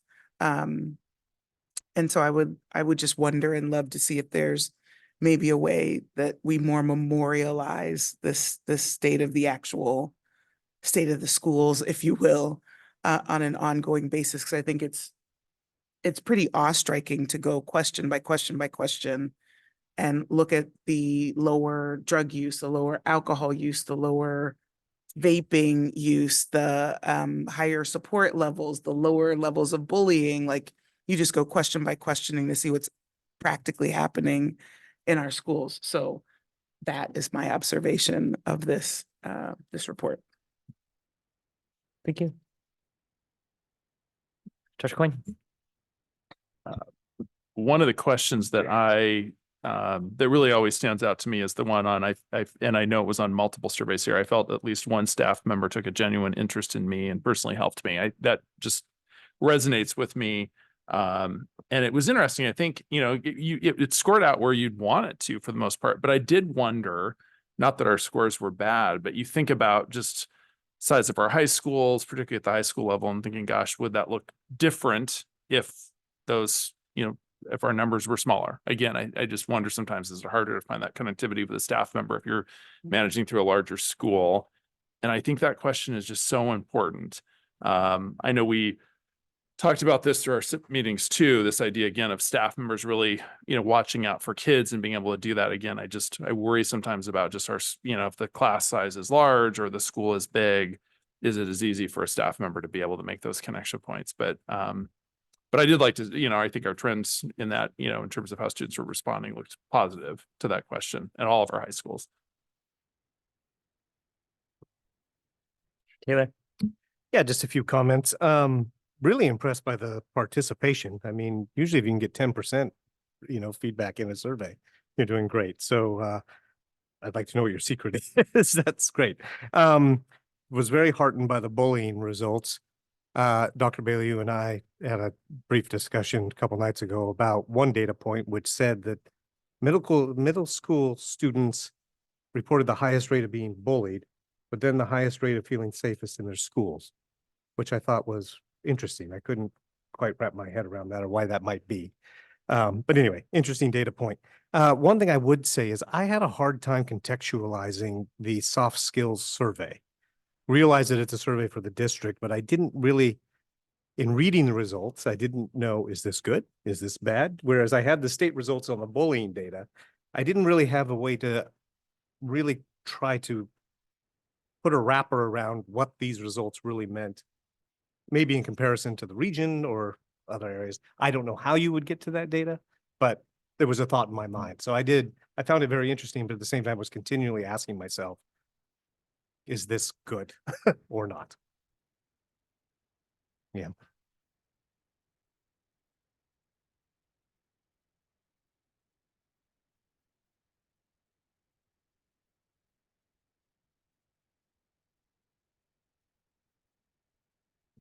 Sorry, allows us to triangulate those datas with a more frequent response.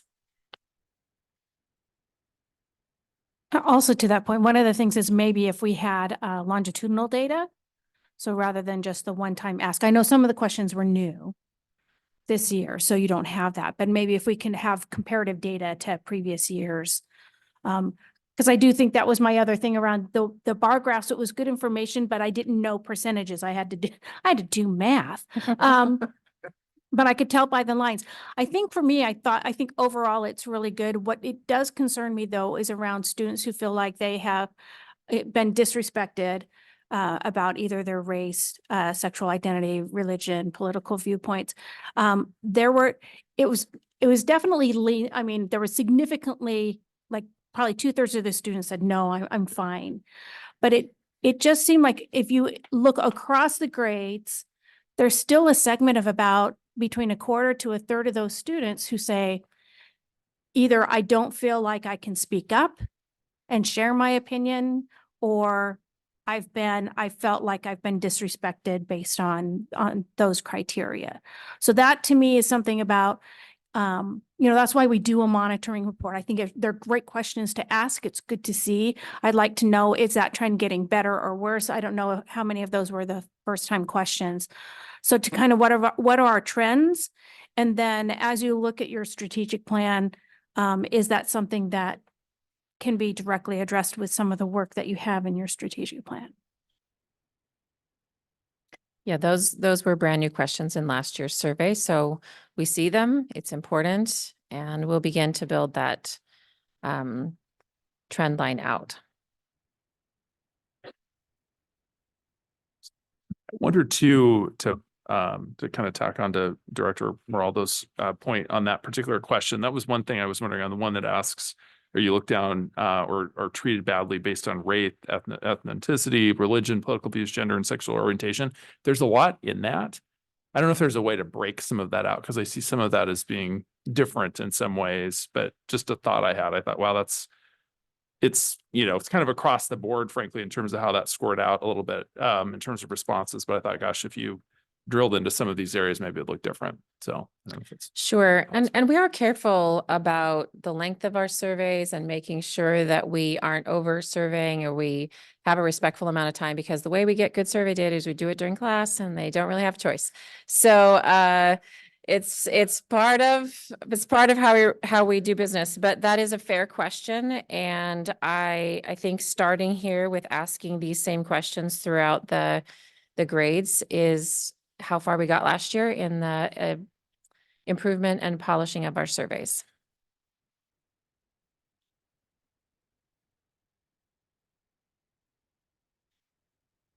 I will just say that number 10 on page 27 is, I think, where we have historically had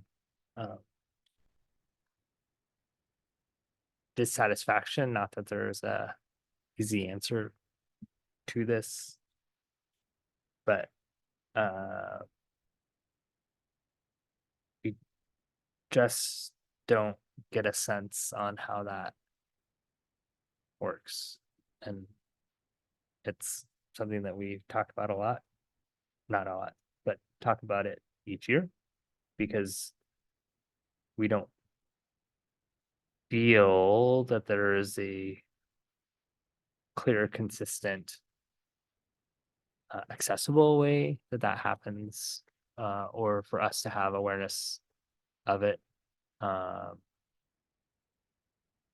I'm not looking for answers. tonight. But at some point, someday, there'll be a system that will be able to do this for us, like there is like Swiss data as an example. That we have a data system that manages and measures this, but I think this one is inherently just uncomfortable for me. And I think moving to different language will be helpful for me, because I just think that in its as it's currently worded, I just don't think that that's a true statement.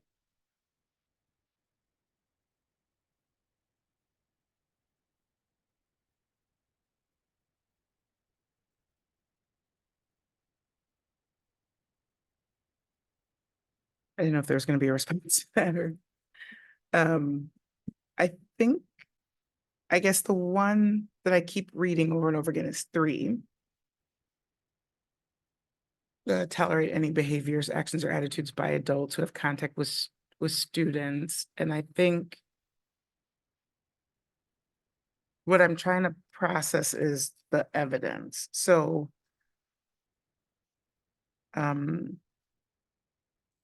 so the Danielson framework, as I understand it, isn't the evaluation method for every adult in the building, right? So that's just teachers, and so I keep rereading it, and maybe I'm just not getting to how we know we're reaching all the staff in the building to make sure that those same expectations are met. So, because the last one is about being mandatory reporters, correct? Unless I'm reading that wrong. Yes. So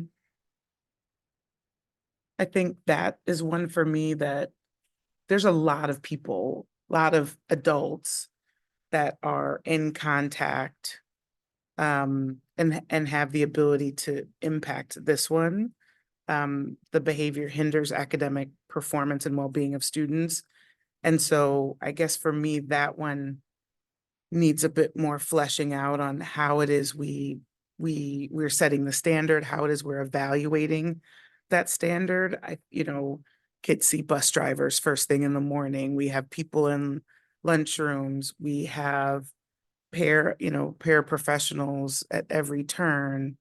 And so for that one, I guess maybe that's where I'm feeling less satisfied that we have a handle on all of the potential contact points there. And I think I've shared in other cases, I have a real question on substitute teacher preparation, right?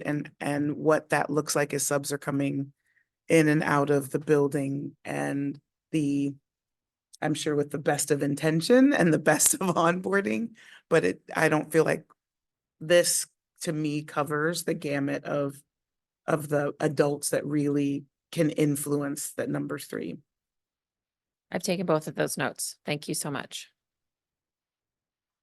If I could expand on that, I think for me also, it's the thing is that we won't tolerate, and by the way, this is one of the ones that is the language that our consultants reminded us is completely wrong, because we fail not to tolerate.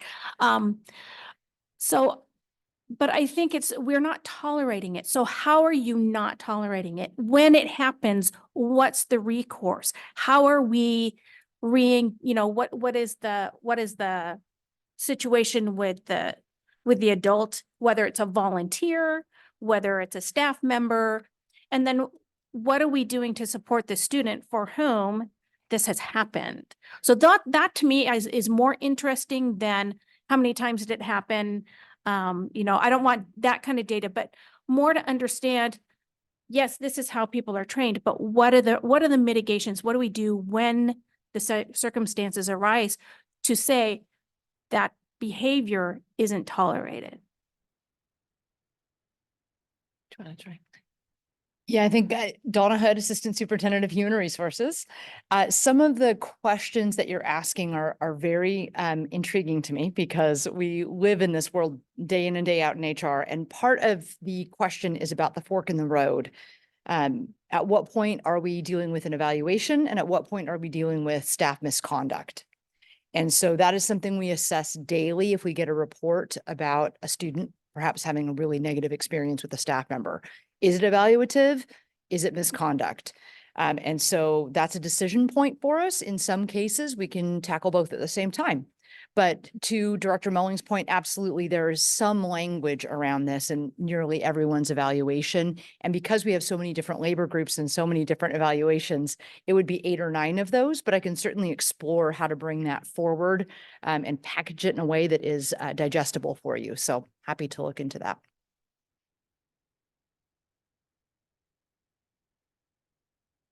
Other thoughts? Yeah. Director Gallinger, back to your question, your point on complaints. I had a question, I guess, on this is the escalation policy or process that was put in place. And I remember this is prior to me joining the board. And I remember actually observing a board meeting where this is talked about. I guess thought on, does that address this? I guess question to you, does that address this, do you think, or not? Is there, to your earlier question, do you feel like there's more with this? Because when I read this, I thought, oh, I went back to that escalation policy or process and thought, I guess, made the connection to that and thought, oh, that felt clear, but maybe I might have been missing something from this then. You look at it.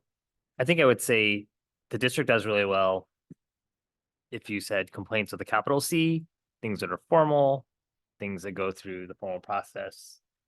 I would say what the district may do well, but we don't know, is what about the informal things? Like how are those handled when a parent at Discovery says, hey, my child is really struggling with my 2nd grade teacher for these reasons, or what we've heard from Creekside, where I have students that are doing XYZ.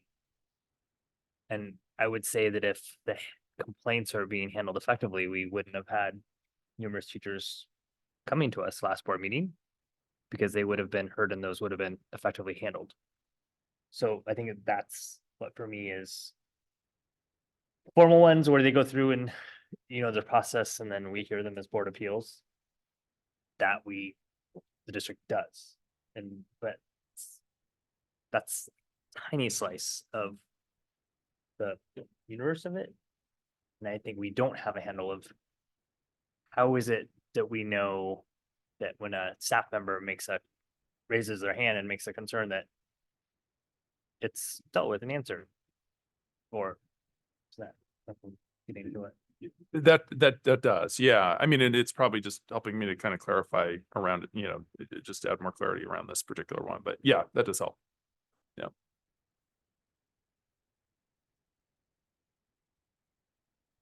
It's not easy. I don't know. I mean, if this was easy, you would have already solved it. So I'm not looking for something, but I think then at some point, how we have the language around this, or what our expectations are about it, should probably change, because we're here each year asking, wondering, how do we informally know what's being done and what's being addressed, and how could we better know that it is, because we can't just use it as the ratio of how many board appeals do we hear in a given year. That certainly doesn't give us a touch point.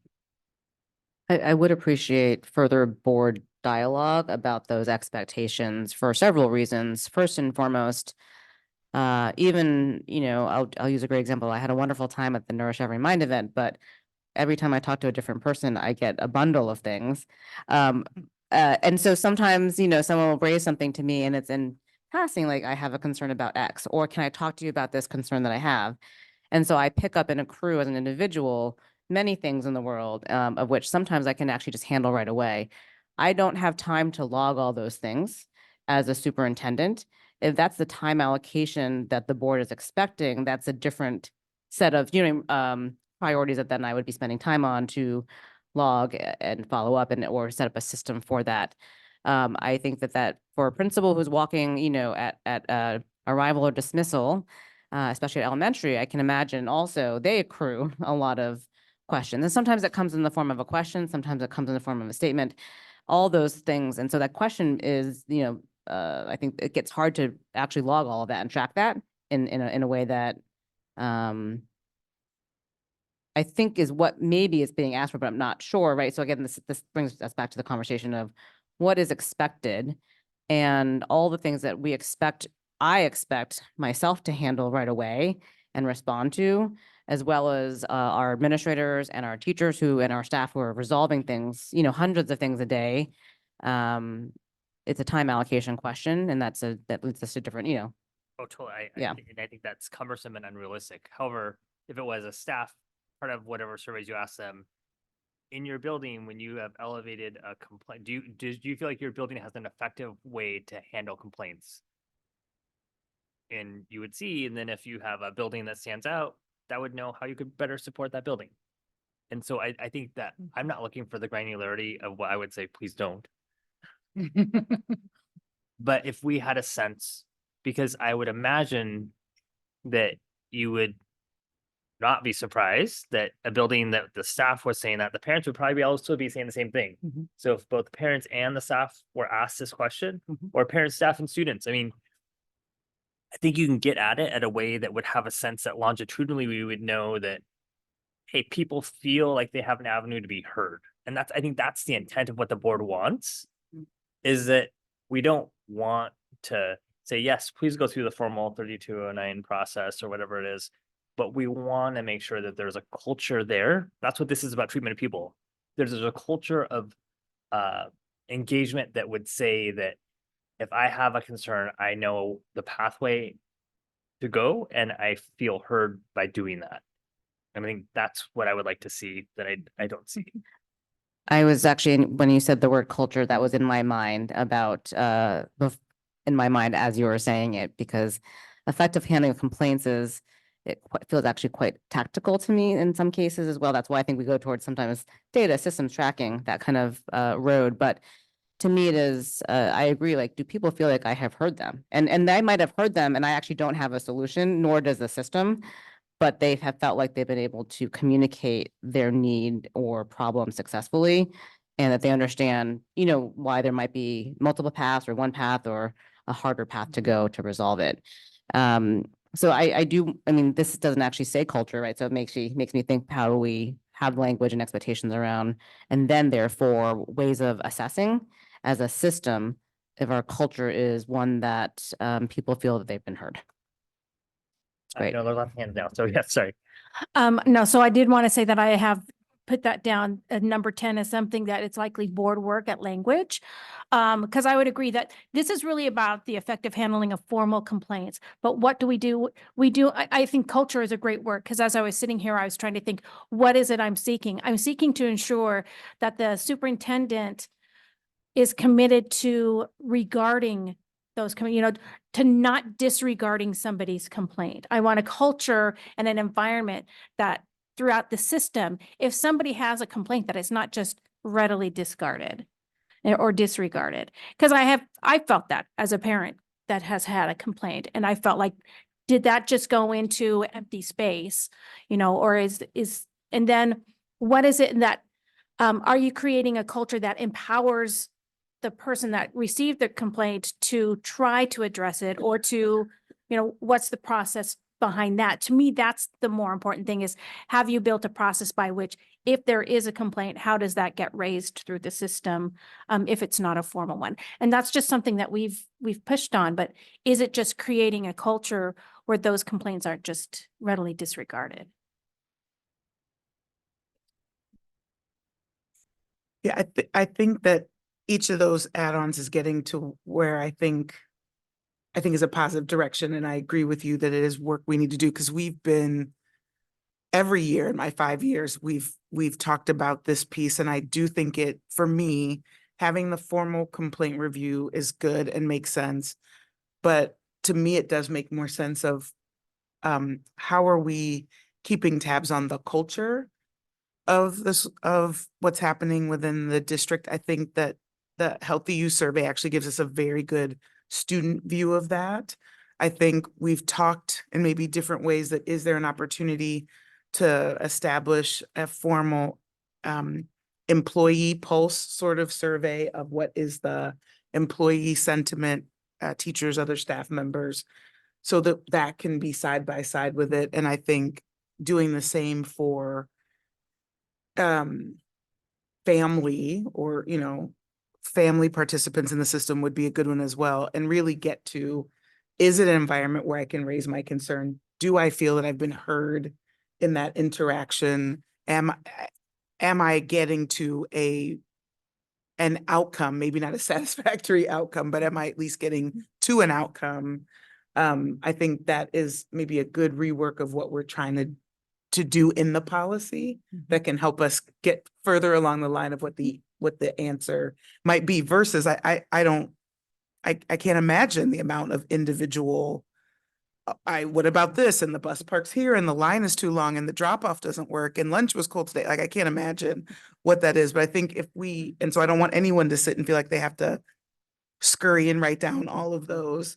But I think it would be valuable if there is a bit of more of a corollary pulse surveying that can mirror what's happening with our students for those other key constituents in the system. I think it would elevate issues to our administration sooner, because I think you get a sense on, wow, there's this aberration in the data from baseline or in comparison to their peer buildings that I think the community and us that sit here that get all those like things on our list to get added every time we walk through anywhere. Which we don't want to log either, just in case anyone wants to know. Correct, because that'd be quite long. Yeah. But I think there is a disconnect at times that between what the community or the community of parents or community of staff feel and what they believe feels here in the leadership team, because there isn't that place for them or space for them to share this stuff. I'm just going to tack onto that too. It's interesting when you said culture, then the light bulb went off. I thought, okay, you've answered that question for me, because I was thinking, well, we have a pretty clear escalation process in my mind, but it's not effective if people don't feel like there's a culture where they can bring up an issue. So I think that is definitely, addressing it. I think we, somehow including us in that EL, thinking about the wording and having further conversation on that as well. So people feel like there is that culture to in fact do that. So, yeah. Any other thoughts? Okay. Does that, I guess you have any immediate reflections? That's a great discussion, and I can see where making this more explicit around what's the intent, and I guess I look forward to that policy revision process to be able to assist, and I appreciate all the ideas that were surfaced as suggestions, not only about what we can do to do pulse checks, but also how we communicate. I heard Director Mullings talk about how we communicate to the community as well, about the things that are also happening with respect to positive culture indicators, but also where we are seeing data that points that maybe you're going the wrong direction as well. So thank you. I think this is essential and aligns with the strategic plan for authentic engagement. And this is the part of the piece that we're really wanting to see and feel. So, if there's no further discussion, all those in favor, say aye. Aye. Aye. Any opposed? There you go. Next item is legislative matters.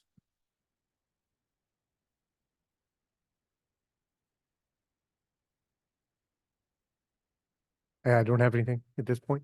Yeah. Okay. Yeah, I went to the 41st legislative town hall on Saturday. Took my daughter there. It was a good educational experience for her. But I jotted down some notes. I think one of the things that was great to hear from each of our representatives from the 41st district is just their focus on education. There was a strong connection there. There was school board representation actually from Bellevue and Mercer Island there too. So there was a lot of exchange around education and funding of education, focus on mental and behavioral health, next stage of childcare, there was Senator Wellman talked about the computer science requirement, which is interesting. I think when we were there in Olympia, I remember her mentioning that too at the end of January. But thought it was an interesting conversation, and just thought I'd share that. So, great. Anything else? Next item is announcements and correspondence. And for our students, if you guys want to stay for the rest, great. If you would like to leave and not go for the painful part of calendaring, then I wouldn't blame you. Any other announcements, correspondence? Seeing none. Calendar and future agenda topics. So we do have several items that Bethany has put on there that we do need to motion and vote on.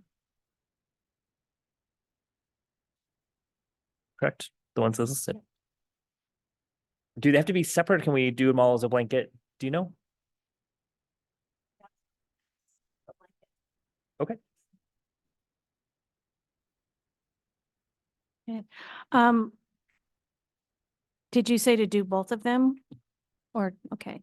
I move the board schedule a 2-day board retreat to take place on August 26th and August 27th, 2024, from 9 a.m. to 4 p.m. at the ISD Administration Building, and to schedule the 2024-2025 School Improvement Plan meetings to take place on November 19th, 2024, secondary schools, and December 3rd, 2024, elementary, from 12 p.m. to 4 p.m.